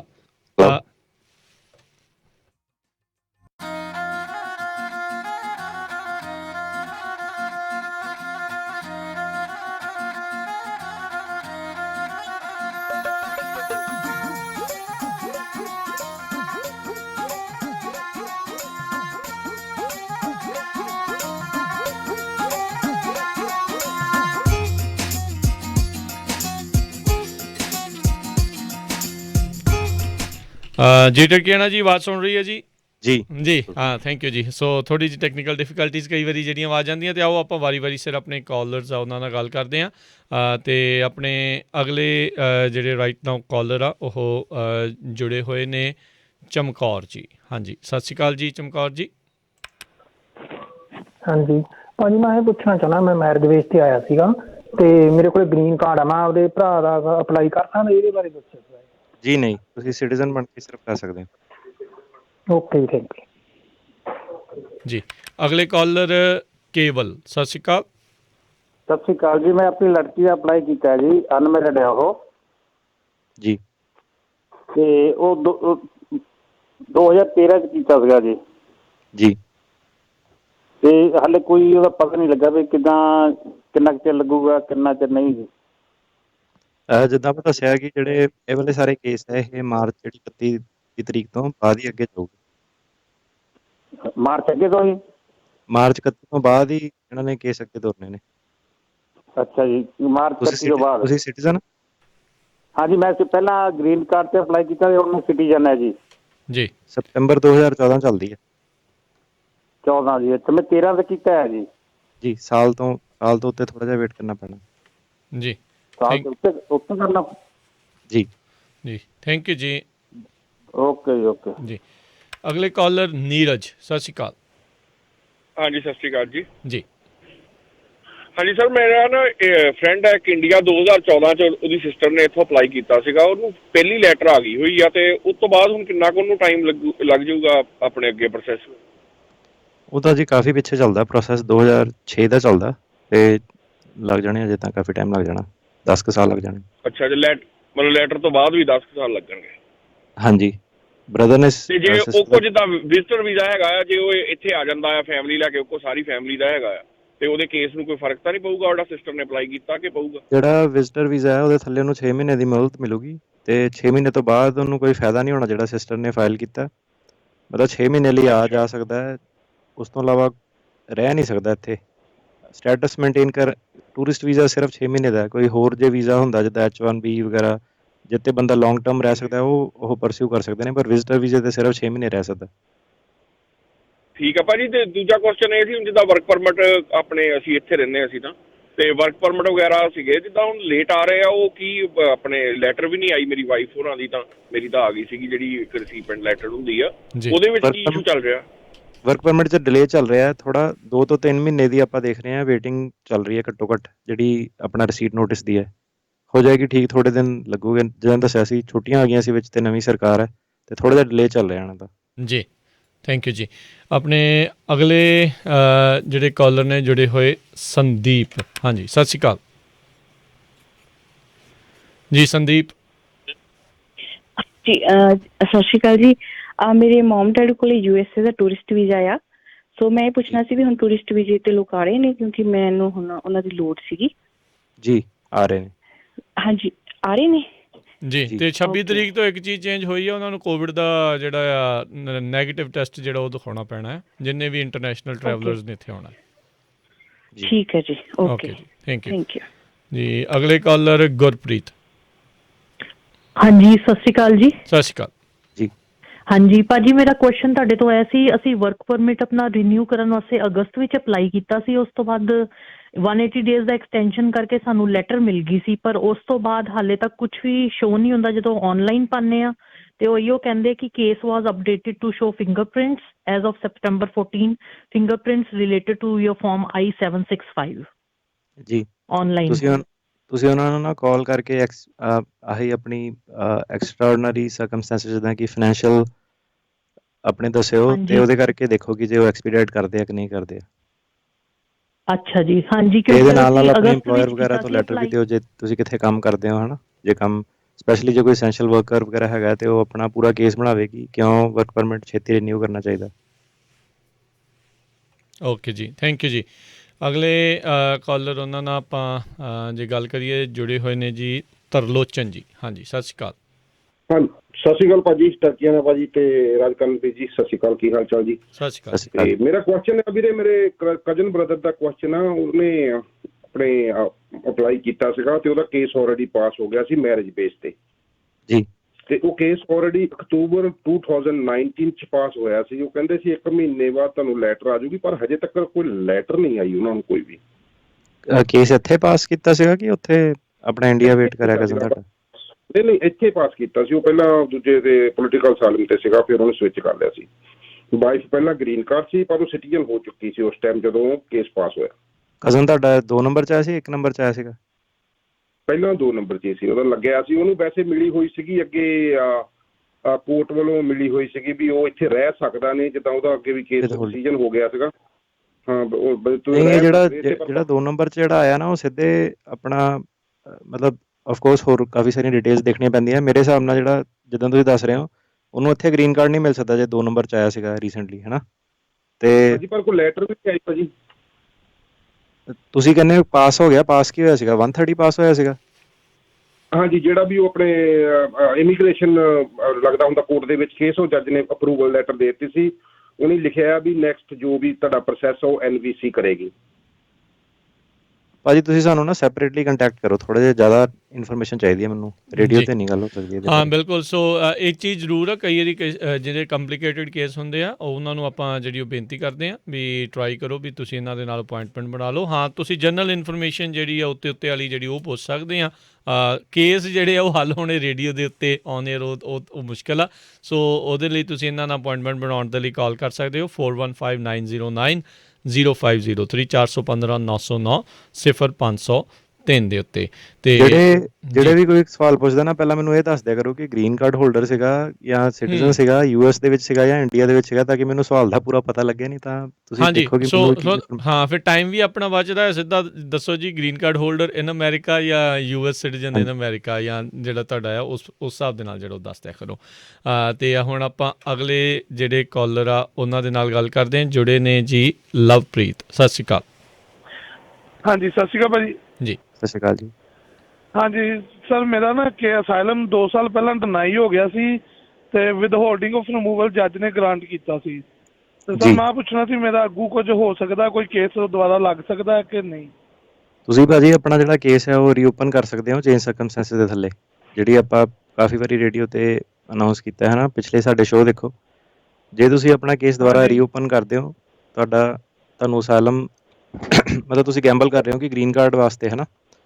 ਤੇ ਇੱਕ ਵਾਰੀ ਤੁਸੀਂ ਕੇਸ ਰੀਓਪਨ ਕਰਤਾ, ਤੁਹਾਡਾ ਵਿਦ ਹੋਲਡਿੰਗ ਵੀ ਦੁਬਾਰਾ ਗੈਂਬਲ ਤੇ ਚੱਲ ਜਾਂਦਾ ਹੈ। ਮਤਲਬ ਕਿ ਤੁਹਾਡਾ ਵਿਦ ਹੋਲਡਿੰਗ ਵੀ ਫਿਰ ਦੁਬਾਰਾ ਵਾਪਸ ਲਿੱਤਾ ਜਾ ਸਕਦਾ ਹੈ। ਪਰ ਹਾਂਜੀ, ਤੁਸੀਂ ਬਿਲਕੁਲ ਜੇ ਤੁਹਾਡੇ ਕੋਲ ਨਵੇਂ ਫੈਕਟ ਪੈਟਰਨ ਹੈਗੇ ਨੇ, ਤੁਹਾਡੀ ਇੱਥੇ ਪੂਰੀ ਪਾਰਟਿਸਿਪੇਸ਼ਨ ਹੋਈ ਹੈ, ਤੇ ਤੁਸੀਂ ਆਪਣਾ ਕੇਸ ਰੀਓਪਨ ਕਰਾ ਸਕਦੇ ਹੋ। ਹਾਂਜੀ ਸਰ, ਮੇਰੀ ਇੱਥੇ ਵੀ ਹੈਗੀ, ਮੇਰੇ ਡੈਡ ਦੀ ਇੰਡੀਆ ਵੀ ਹੈਗੀ ਹੈ, ਮੇਰੇ ਕੋਲ ਸਾਰਾ ਕੁਝ ਹੈਗਾ ਪੇਪਰ ਜੀ। ਫਿਰ ਆਪਣੇ ਜਿਹੜਾ ਵੀ ਤੁਸੀਂ ਵਕੀਲ ਕੀਤਾ ਆ ਜਾਂ ਉਹਨਾਂ ਦੇ ਨਾਲ ਕਰੋ, ਤੇ ਜਾਂ ਫਿਰ ਤੁਸੀਂ ਜੇ ਇਹਨਾਂ ਨੂੰ ਹਾਇਰ ਕਰਨਾ ਹੈ ਤੇ ਤੁਸੀਂ ਜੇ ਟੇਕਿਆਣਾ ਉਹਨਾਂ ਦੇ ਨਾਲ ਇਹਨਾਂ ਦੇ ਆਫਿਸ ਦੇ ਵਿੱਚ ਵੀ ਜਿਹੜਾ ਤੁਸੀਂ ਕੰਟੈਕਟ ਕਰ ਸਕਦੇ ਹੋ 4159090503 ਦੇ ਉੱਤੇ। ਅਗਲੇ ਕਾਲਰ ਹਰਜਿੰਦਰ। ਸਤਿ ਸ਼੍ਰੀ ਅਕਾਲ। ਹਾਂਜੀ, ਸਤਿ ਸ਼੍ਰੀ ਅਕਾਲ ਭਾਜੀ। ਸਤਿ ਸ਼੍ਰੀ ਅਕਾਲ ਭਾਜੀ। ਮੈਂ ਨਾ ਆਪਣੇ ਮੰਮੀ ਡੈਡੀ ਬਾਰੇ ਪੁੱਛਣਾ ਸੀਗਾ। ਉਹਨਾਂ ਦੇ ਨਾ ਗ੍ਰੀਨ ਕਾਰਡ ਹੈਗਾ ਉਹਨਾਂ ਤੋਂ ਲਾਈਕ ਅਰਾਊਂਡ 15 ਸਾਲ ਹੋ ਗਏ ਨੇ, 15-20 ਸਾਲ। ਤੇ ਉਹਨਾਂ ਨੂੰ ਸਿਟੀਜ਼ਨ ਲਈ ਅਪਲਾਈ ਕਰਨ ਚ ਕਿਵੇਂ, ਕੀ ਪ੍ਰੋਸੀਜਰ ਕੀ ਹੈ ਉਹਦਾ? ਸਿਟੀਜ਼ਨ ਜੇ ਇੱਥੇ US 'ਚ ਹੀ ਰਹਿ ਰਹੇ ਸੀਗੇ ਉਹ ਇੱਥੇ ਰਹਿੰਦੇ? ਹਾਂਜੀ, US ਨੇ, ਹਾਂਜੀ, ਗ੍ਰੀਨ ਕਾਰਡ ਹੋਲਡਰ ਨੇ। ਉਹ N400 ਇੱਕ ਐਪਲੀਕੇਸ਼ਨ ਹੁੰਦੀ ਹੈ, N400 ਐਪਲੀਕੇਸ਼ਨ ਭਰੋ, ਸਟ੍ਰੇਟ ਫਾਰਵਰਡ ਪ੍ਰੋਸੈਸ ਹੈ। ਤੇ ਉਹਨਾਂ ਨੂੰ ਪੇਪਰ ਵੀ ਜਿਹੜਾ ਰਿਟਨ ਟੈਸਟ ਵੀ ਦੇਣਾ ਪਏਗਾ ਉਹਨਾਂ ਨੂੰ? ਥੋੜਾ ਇੰਗਲਿਸ਼ ਚ ਪ੍ਰੋਬਲਮ ਹੈਗੀ ਹੈ। ਉਮਰ ਕਿੰਨੀ ਹੈ ਉਹਨਾਂ ਦੀ? ਉਹਨਾਂ ਦੀ ਮੰਮੀ ਦੀ ਹੈਗੀ ਹੈ 60 ਤੇ ਮੇਰੇ ਪਾਪਾ ਦੀ ਹੈਗੀ ਹੈ 64। ਉਹਨਾਂ ਨੇ ਤੁਹਾਨੂੰ ਤੁਸੀਂ ਇਹ ਪ੍ਰੋਗਰਾਮ ਸੁਣਦੇ ਰਹੋ, ਮੈਂ ਤੁਹਾਨੂੰ ਹੁਣੇ ਰੂਲ ਦੱਸ ਦਿੰਦਾ ਕਿ ਇੰਗਲਿਸ਼ ਟੈਸਟ ਵੇਵ ਹੋਣਾ ਕਿ ਨਹੀਂ ਹੋਣਾ। ਜੀ ਸੁਣਦੇ ਰਹੋ ਜੀ, ਬਾਅਦ ਦੇ ਵਿੱਚ ਤੁਹਾਨੂੰ ਪ੍ਰੋਗਰਾਮ ਦੇ ਦੌਰਾਨ ਦੱਸਦੇ ਆ। ਇੱਕ ਜਿਹੜੇ ਅਟਾਰਨੀ ਜੇਟਰਕੀਆਣਾ ਜੀ, ਆਪਾਂ ਨੂੰ ਇਹ ਵੀ ਬਹੁਤ ਜ਼ਿਆਦਾ ਸਵਾਲ F4 ਦੇ ਜਿਹੜੇ ਸਟੇਟਸ ਨੂੰ ਲੈ ਕੇ ਆ ਰਿਹਾ ਆ, ਖਾਸ ਕਰਕੇ ਜਿਹੜੇ ਇੰਡੀਆ ਦੇ ਵਿੱਚ ਜਿਹੜੇ ਉਹ ਹੈਗੇ ਨੇ, ਉਹਨਾਂ ਦਾ ਕੀ ਜਿਹੜਾ ਸਟੇਟਸ ਚੱਲ ਰਿਹਾ ਹੈਗਾ ਜੀ? F4 ਵਾਲਿਆਂ ਦਾ ਆਪਾਂ ਦੱਸਿਆ ਸੀਗਾ ਹੁਣੇ 5 ਤੇ 6 ਵਾਲੇ ਜਿਹੜੇ ਕੇਸ ਹੈ, ਤੇ ਮਾਰਚ 31 ਤੱਕ ਤੇ ਪ੍ਰੋਕਲੇਮੇਸ਼ਨ ਦੇ ਥੱਲੇ ਤੇ ਇਹਨਾਂ ਨੂੰ ਵੈਸੇ ਨਹੀਂ, ਉਹਨਾਂ ਨੇ ਕੋਈ ਅੱਗੇ ਕਾਰਵਾਈ ਇਹਨਾਂ ਦੀ ਸੁਣਨੀ ਹੈ ਨਾ। ਠੀਕ ਹੈ ਜੀ। ਤੇ ਜਦੋਂ ਹੁਣ ਮਾਰਚ 31 ਤੋਂ ਬਾਅਦ ਹੀ F4 ਵਾਲਿਆਂ ਦਾ। ਠੀਕ ਹੈ। ਤੇ ਜਿਹੜੇ 5 ਤੇ 6 ਵਾਲੇ ਕੇਸਿਸ ਪੈਂਡਿੰਗ ਨੇ ਜੀ। ਤੇ ਜਿਹੜੇ ਆਪਣੇ ਜੇਟਰਕੀਆਣਾ ਜੀ ਵੀ ਜਿਹੜੇ ਖਾਸ ਕਰਕੇ ਜੇ ਕੋਈ ਵਿਜ਼ਟਰ ਵੀਜ਼ਾ ਅਪਲਾਈ ਕਰਨਾ ਚਾਹੁੰਦਾ ਹੈਗਾ ਆ, ਉਹ ਤਾਂ ਅਜੇ ਬਿਲਕੁਲ ਬੈਕ ਆਫ ਦਾ ਲਾਈਨ ਆ, ਰਾਈਟ? ਉਹਨਾਂ ਦੀ ਇਹਨਾਂ ਦੇ ਕੋਈ ਕੇਅਰ ਕਰ ਰਹੇ ਨੇ ਕਿ ਨਹੀਂ? ਨਹੀਂ, ਬਿਲਕੁਲ ਬੈਕ ਆਫ ਦਾ ਲਾਈਨ ਹੈ, ਅਨਲੈਸ ਕੋਈ ਐਮਰਜੈਂਸੀ ਸਿਚੁਏਸ਼ਨ ਹੈਗੀ ਹੈ ਜਿਸ 'ਚ ਤੁਸੀਂ ਪ੍ਰੂਵ ਕਰ ਸਕਦੇ ਹੋ ਕਿ ਤੁਹਾਡਾ ਵਾਕਈ ਜਾਣਾ ਬੜਾ ਜ਼ਰੂਰੀ ਹੈ। ਫਿਰ ਉਹ ਵੀਜ਼ਾ ਮੇ ਵੀ ਮਿਲੂਗਾ, ਇੰਟਰਵਿਊ ਆਊਗੀ, ਜੇ ਉਹ ਗ੍ਰਾਂਟ ਕਰਦੇ ਤੇ ਫਿਰ ਉਸ ਤੋਂ ਬਾਅਦ ਦੇ ਵਿੱਚ ਤੁਹਾਨੂੰ ਜਿਹੜਾ ਆਉਣ ਦਾ ਮੌਕਾ ਮਿਲ ਸਕਦਾ ਹੈ। ਸੋ ਮੈਨੂੰ ਲੱਗਦਾ ਉਦੋਂ ਤੱਕ ਤਾਂ ਉੱਦਾਂ ਹੀ ਮੈਨੂੰ ਲੱਗਦਾ ਐਮਬੈਸੀਆਂ ਜਿਹੜੀਆਂ ਸ਼ਾਇਦ ਉਦੋਂ ਤੱਕ ਖੁੱਲ੍ਹ ਜਾਣਗੀਆਂ, ਜਿੰਨੀ ਦੇਰ ਤੱਕ ਤੁਸੀਂ ਇਹ ਪ੍ਰੂਵ ਕਰਨ ਨੂੰ ਲੱਗੂਗਾ। ਅਗਲੇ ਜਵਾਬ ਦਿੰਦਾ ਉਹਦਾ, ਜਿਹੜੇ ਕਾਲਰ ਨੇ ਪੁੱਛਿਆ ਸੀਗਾ। ਹਾਂਜੀ। ਜੇ ਤੁਹਾਡੀ ਉਮਰ 50 ਸਾਲ ਤੋਂ ਜ਼ਿਆਦਾ ਹੈ ਤੇ ਤੁਸੀਂ 20 ਸਾਲ US ਦੇ ਵਿੱਚ ਰਹੇ ਹੋ, 50-20 ਰੂਲ ਦੇ ਥੱਲੇ ਤੁਹਾਨੂੰ ਇੰਗਲਿਸ਼ ਦੀ ਤੁਹਾਡੀ ਰਿਕੁਆਇਰਮੈਂਟ ਵੇਵ ਕੀਤੀ ਜਾ ਸਕਦੀ ਹੈ। ਜੇ ਤੁਹਾਡੀ ਉਮਰ 55 ਸਾਲ ਤੋਂ ਜ਼ਿਆਦਾ ਹੈ ਤੇ ਤੁਸੀਂ 15 ਸਾਲ US ਦੇ ਵਿੱਚ ਰਹੇ ਹੋ ਤੇ 15 ਐਕਸੈਪਸ਼ਨ ਦੇ ਥੱਲੇ ਤੁਸੀਂ ਵੇਵ ਕਰਾ ਸਕਦੇ ਹੋ। ਜਿੱਦਾਂ ਇਹਨਾਂ ਨੇ ਕਿਹਾ ਕਿ 15 ਸਾਲ ਉਹਨਾਂ ਨੂੰ ਹੋ ਗਏ, ਜੇ ਉਹਨਾਂ ਦੀ ਉਮਰ 55 ਸਾਲ ਤੋਂ ਜ਼ਿਆਦਾ ਹੈ ਫਿਰ ਉਹਨਾਂ ਨੂੰ ਇੰਗਲਿਸ਼ ਦੀ ਜਿਹੜੀ ਰਿਕੁਆਇਰਮੈਂਟ ਹੈ ਉਹ ਐਗਜ਼ੈਂਪਸ਼ਨ ਮਿਲ ਸਕਦੀ ਹੈ ਜੀ। ਇਕੱਲੇ ਰਿਟਨ ਟੈਸਟ ਦੀ ਕੀ ਨਾਲ ਟਰਾਂਸਲੇਟਰ ਲੈ ਕੇ ਜਾ ਸਕਦੇ ਆ ਜਾਂ ਕੀ ਹੁੰਦਾ ਹੈ ਫਿਰ ਉਸ ਕੇਸ ਦੇ ਵਿੱਚ? ਟਰਾਂਸਲੇਟਰ ਤਾਂ ਲੈ ਕੇ ਜਾਣਾ ਪੈਣਾ, ਕਿਉਂਕਿ ਆਫਿਸਰ ਨੇ ਜਿਹੜੇ ਬੇਸਿਕ ਕੁਐਸਚਨ ਹੈ ਉਹਦਾ ਪੁੱਛਣੇ ਹੀ ਆ। ਸੋ ਠੀਕ ਆ। ਸੋ ਉਹ ਇੰਗਲਿਸ਼ ਦੇ ਰਿਟਨ ਵਾਲੀ ਜਿਹੜੀ ਉਹ ਫਿਰ ਵੇਵਰ ਹੋ ਸਕਦੀ 55, 15। ਇਸ ਤੋਂ ਉੱਤੇ ਵੀ ਕੁਝ ਹੁੰਦਾ ਆ ਜੀ ਜਾਂ ਇਹੀ ਦੋ ਨੇ? ਇਹ ਤੋਂ ਉੱਤੇ ਵੀ ਹੈਗਾ। ਜੇ 65 ਸਾਲ ਦੀ ਉਮਰ ਹੈ ਤੇ 20 ਸਾਲ ਤੁਸੀਂ ਇੱਥੇ ਗ੍ਰੀਨ ਕਾਰਡ ਹੋਲਡਰ ਹੋ, ਤੁਹਾਡੀ ਜਿਹੜੀ ਸਿਵਿਕਸ ਵਾਲਾ ਜਿਹੜਾ ਟੈਸਟ ਹੈ, ਰਿਟਨ ਟੈਸਟ ਹੈ, ਉਹ ਵੀ ਵੇਵ ਕੀਤਾ ਜਾ ਸਕਦਾ। ਓਕੇ, ਠੀਕ ਆ। ਤੇ ਜਿਹੜਾ ਆਪਾਂ ਪਿਛਲਾ ਕੀਤਾ ਉਹਦੇ ਵਿੱਚ ਸਿਵਿਕ ਟੈਸਟ ਜਿਹੜਾ ਉਹ ਜ਼ਰੂਰ ਹੋਣਾ ਹੈ ਉਹਨਾਂ ਦਾ, ਰਾਈਟ? 55 ਹਾਂਜੀ। 50 ਸਾਲ ਵਾਲੇ ਨੂੰ 20 ਸਾਲ ਲੈਣਾ ਜ਼ਰੂਰੀ ਹੈ, 55 ਸਾਲ ਵਾਲੇ ਨੂੰ 15 ਸਾਲ ਲੈਣਾ ਜ਼ਰੂਰੀ ਹੈ। ਠੀਕ ਹੈ। ਸਿਵਿਕ ਟੈਸਟ ਸਿਰਫ ਜਿਹੜਾ 65 ਤੇ 20 ਵਾਲੇ ਨੂੰ ਜੀ, ਉਹਨਾਂ ਨੂੰ ਹੀ ਜਿਹੜਾ ਉਹ ਮਾਫ ਹੋਣਾ ਹੈ। ਠੀਕ ਹੈ ਜੀ। ਅਗਲੇ ਕਾਲਰ ਆਪਣੇ ਨਾਲ ਹਰਜਿੰਦਰ। ਸਤਿ ਸ਼੍ਰੀ ਅਕਾਲ। ਸਤਿ ਸ਼੍ਰੀ ਅਕਾਲ ਜੀ। ਜੀ ਮੇਰਾ ਜੂ ਵੀਜ਼ਾ ਅਪਲਾਈ ਕੀਤਾ ਹੋਇਆ ਸੀ ਆਪਣੇ ਅਗਸਤ 2016 ਚ, ਉਹਦਾ ਕੀ ਚੱਲਦਾ ਸਟੇਟਸ ਉਹਨਾਂ ਦਾ? ਤੁਹਾਡਾ ਭਾਜੀ ਸਾਲ ਚ ਆ ਜਾਣਾ ਚਾਹੀਦਾ ਨੰਬਰ। ਅੱਛਾ, 1 ਸਾਲ ਹੋਰ ਵੇਟ ਕਰਨੀ ਪਊਗੀ? ਜੀ। ਸੋ ਜਦੋਂ ਟਿਰਕੀਆਣਾ ਜੀ ਕਹਿੰਦੇ ਵੀ 1 ਸਾਲ ਵੇਟ ਕਰਨੀ ਪਊਗੀ, ਕਿ ਇਹ ਆਪਾਂ ਇਹ ਮੰਨ ਕੇ ਚੱਲ ਰਹੇ ਆ ਵੀ ਸਾਰਿਆਂ ਦਾ ਇਹ ਪਾਸ ਹੋਣਾ ਹੀ ਹੋਣਾ ਹੈ, ਜਾਂ ਉਦੋਂ ਉਹਨਾਂ ਨੇ ਡਿਸੀਜਨ ਦੇਣਾ ਯੂ ਵੀਜ਼ੇ ਦੇ ਉੱਤੇ? ਕੀ ਹੁੰਦਾ ਹੈ ਉਦੋਂ ਡਿਸੀਜਨ ਦੇਣਾ? ਦੇਖੋ ਕੀ ਹੁੰਦਾ। ਠੀਕ ਹੈ। ਯੂ ਵੀਜ਼ੇ ਦੇ ਵਿੱਚ ਨਾ ਸਾਨੂੰ 2-3 ਚੀਜ਼ਾਂ ਦੇਖਣੀਆਂ ਹੁੰਦੀਆਂ। ਸਭ ਤੋਂ ਪਹਿਲੀ ਇਹ ਕਿ ਇੱਕ ਤਾਂ ਹੁੰਦਾ ਕਿ ਕੋਈ ਵੀ ਕੇਸ ਜਦੋਂ ਤੁਸੀਂ ਫਾਈਲ ਕਰਦੇ ਹੋ ਉਹਦੀ ਪ੍ਰੋਸੈਸਿੰਗ ਟਾਈਮ ਕੀ ਹੈ, ਕਿ ਜਿੱਦਾਂ 485 ਫਾਈਲ ਕੀਤਾ, ਸਿਟੀਜ਼ਨਸ਼ਿਪ ਫਾਈਲ ਕੀਤੀ, ਉਹ ਪ੍ਰੋਸੈਸਿੰਗ ਟਾਈਮ ਉਹਨਾਂ ਦਾ ਚੇਂਜ ਹੁੰਦਾ ਰਹਿੰਦਾ ਹੈ ਨਾ। ਤੇ ਯੂ ਵੀਜ਼ੇ ਦਾ ਔਨ ਐਵਰੇਜ ਜਿਹੜਾ ਪ੍ਰੋਸੈਸਿੰਗ ਟਾਈਮ ਹੈ ਉਹ ਹੈਗਾ 60 ਮਹੀਨੇ ਜੀ। ਇਹ ਚੀਜ਼ ਆਪਾਂ ਇਹ ਦੇਖਣੀ ਹੈ ਕਿ ਜਿਹੜੇ ਯੂ ਵੀਜ਼ੇ ਆ ਉਹ ਗ੍ਰਾਂਟ ਕਿੰਨੇ ਹੁੰਦੇ ਨੇ? ਸਿਰਫ 10,000 ਦੇ ਸਕਦੇ ਨੇ। ਬਾਈਡਨ ਐਡਮਿਨਿਸਟ੍ਰੇਸ਼ਨ ਨੇ ਕਿਹਾ ਹੈ ਕਿ 30,000 ਕਰੋ ਇਹਨੂੰ, ਹਨਾ। ਜੇ 30,000 ਹੁੰਦੇ ਨੇ, ਉਹੀ ਦੇਖੋ ਬੈਕਲੌਗ ਬੜਾ ਜ਼ਿਆਦਾ ਕਲੀਅਰ ਹੋ ਜਾਊਗਾ। ਜੇ ਯੂ ਵੀਜ਼ਾ ਇਹਨਾਂ ਨੂੰ ਮਿਲ ਜਾਂਦਾ ਹੈ, ਮੰਨ ਲਓ ਕਿ ਇਹਨਾਂ ਨੇ ਅਪਰੂਵ ਕਰਤਾ ਇਹਨਾਂ ਦਾ, ਠੀਕ ਹੈ, ਉਸ ਤੋਂ ਬਾਅਦ ਕੀ ਹੈ ਕਿ ਜਿਹੜਾ ਉਹ 10,000 ਵਾਲਾ ਨੰਬਰ ਵੀ ਉਹਦੇ ਵਿੱਚ ਆਉਣਾ ਚਾਹੀਦਾ ਹੈ। ਉਹਦਾ ਮਤਲਬ ਇਹ ਨਹੀਂ ਹੈ ਕਿ ਉਹਨਾਂ ਨੂੰ ਫੜਾਏ ਦੇਣਾ, ਉਹਨਾਂ ਨੇ ਜਿਹੜੀ ਵੇਟਿੰਗ ਜਿਹੜੀ ਕਿਊ ਹੈਗਾ ਉਹਦੇ ਵਿੱਚ ਇਹ ਲੱਗ ਜਾਊਗੇ। ਫਿਰ ਜਦੋਂ ਉਹਨਾਂ ਨੂੰ ਯੂ ਵੀਜ਼ਾ ਮਿਲੂਗਾ, ਉਹ 4 ਸਾਲ ਦਾ ਯੂ ਵੀਜ਼ਾ ਮਿਲਣਾ। 4 ਸਾਲ 'ਚ ਉਹਨਾਂ ਦਾ 3 ਸਾਲ ਰਹਿਣਾ ਇੱਥੇ ਜ਼ਰੂਰੀ ਹੈ, ਤੇ 3 ਸਾਲ ਦੇ ਬਾਅਦ ਇਹ ਆਪਣਾ ਜਿਹੜਾ ਗ੍ਰੀਨ ਕਾਰਡ ਹੈ ਉਹ ਫਾਈਲ ਕਰ ਸਕਦੇ ਨੇ। ਠੀਕ ਹੈ ਜੀ। ਅਗਲੇ ਕਾਲਰ ਕੁਲਵਿੰਦਰ। ਸਤਿ ਸ਼੍ਰੀ ਅਕਾਲ। ਸਤਿ ਸ਼੍ਰੀ ਅਕਾਲ ਜੀ। ਸਤਿ ਸ਼੍ਰੀ ਅਕਾਲ ਜੀ। ਮੈਂ ਪੁੱਛਣਾ ਸੀ, ਮੇਰਾ ਕਜ਼ਨ ਬ੍ਰਦਰ ਯੂਕੇ ਸਿਟੀਜ਼ਨ ਹੈ ਜੀ, ਆਪਾਂ ਉਹਨਾਂ ਨੂੰ ਅਮਰੀਕਾ 'ਚ ਬੁਲਾਉਣਾ ਕੀਤਾ ਸੀ ਜਰਾ ਪਲੀਜ਼। ਤੁਹਾਨੂੰ ਜੀ ਇਨਵੈਸਟਮੈਂਟ ਬੇਸਡ ਵਾਲਾ ਜਿਹੜਾ ਹੈਗਾ ਨਾ E2 ਵੀਜ਼ਾ, ਉਹ ਟਾਰਗੇਟ ਕਰਨਾ ਚਾਹੀਦਾ ਹੈ। ਜੇ ਕੋਈ ਉਹਨਾਂ ਨੇ ਕਾਰੋਬਾਰ ਵਗੈਰਾ ਖੋਲ੍ਹਣਾ, ਕੋਈ ਉਹਨਾਂ ਦੀ ਐਸਾ 'ਚ ਕੋਈ ਲਿਮਿਟ ਨਹੀਂ ਹੈਗੀ, ਪਰ ਤਕਰੀਬਨ ਜੇ $1.5 ਤੋਂ $2 ਲੱਖ ਉਹ ਇਨਵੈਸਟ ਕਰਨ ਇੱਥੇ ਕਿਸੇ ਬਿਜ਼ਨਸ 'ਚ, ਤੇ ਫਿਰ ਉਹਨਾਂ ਨੂੰ ਤੇ ਉਹਨਾਂ ਦੇ ਜਿਹੜੇ 21 ਸਾਲ ਤੋਂ ਥੱਲੇ ਬੱਚੇ ਹੈ ਤੇ ਜਿਹੜੇ ਸਪਾਊਸ ਹੈ, ਉਹਨਾਂ ਨੂੰ ਇੱਥੇ ਰਹਿਣ ਦਾ ਤੇ ਕੰਮ ਕਰਨ ਦੀ ਪਰਮਿਸ਼ਨ ਮਿਲ ਸਕਦੀ। 2-2 ਸਾਲ ਦਾ ਵੀਜ਼ਾ ਫਿਰ ਮਿਲਦਾ ਰਹਿੰਦਾ ਹੈ ਜੀ। ਪਰਮਾਨੈਂਟ ਹੋ ਸਕਦਾ ਫਿਰ ਉਹਦੇ ਬਾਅਦ? ਪਰਮਾਨੈਂਟਲੀ ਤੁਹਾਨੂੰ ਇੱਕ ਹੋਰ ਵੀਜ਼ਾ ਹੁੰਦਾ EB-5, ਉਹ ਕਰਨਾ ਪਊਗਾ, ਜਿਹਦੇ ਵਾਸਤੇ ਕਿ ਇਨਵੈਸਟਮੈਂਟ ਦੀ ਰਿਕੁਆਇਰਮੈਂਟ ਥੋੜੀ ਜ਼ਿਆਦਾ ਹੈ, 1 ਮਿਲੀਅਨ ਤੋਂ ਉੱਤੇ ਆ। ਤੇ ਉਹ ਤੁਸੀਂ ਪਹਿਲਾਂ ਉਹਨਾਂ ਨੂੰ ਇੱਥੇ ਬੁਲਾਓ, ਬਿਜ਼ਨਸ ਕਰੋ, ਜਦੋਂ ਫਿਰ ਪੈਸੇ ਪੂਸੇ ਬਣਾ ਲੈਣ ਉਹ ਆਪਣੇ, ਤੇ ਫਿਰ ਆਪਾਂ ਪਰਮਾਨੈਂਟ ਵਾਲੀ ਗੱਲ ਕਰਾਂਗੇ। ਜੀ।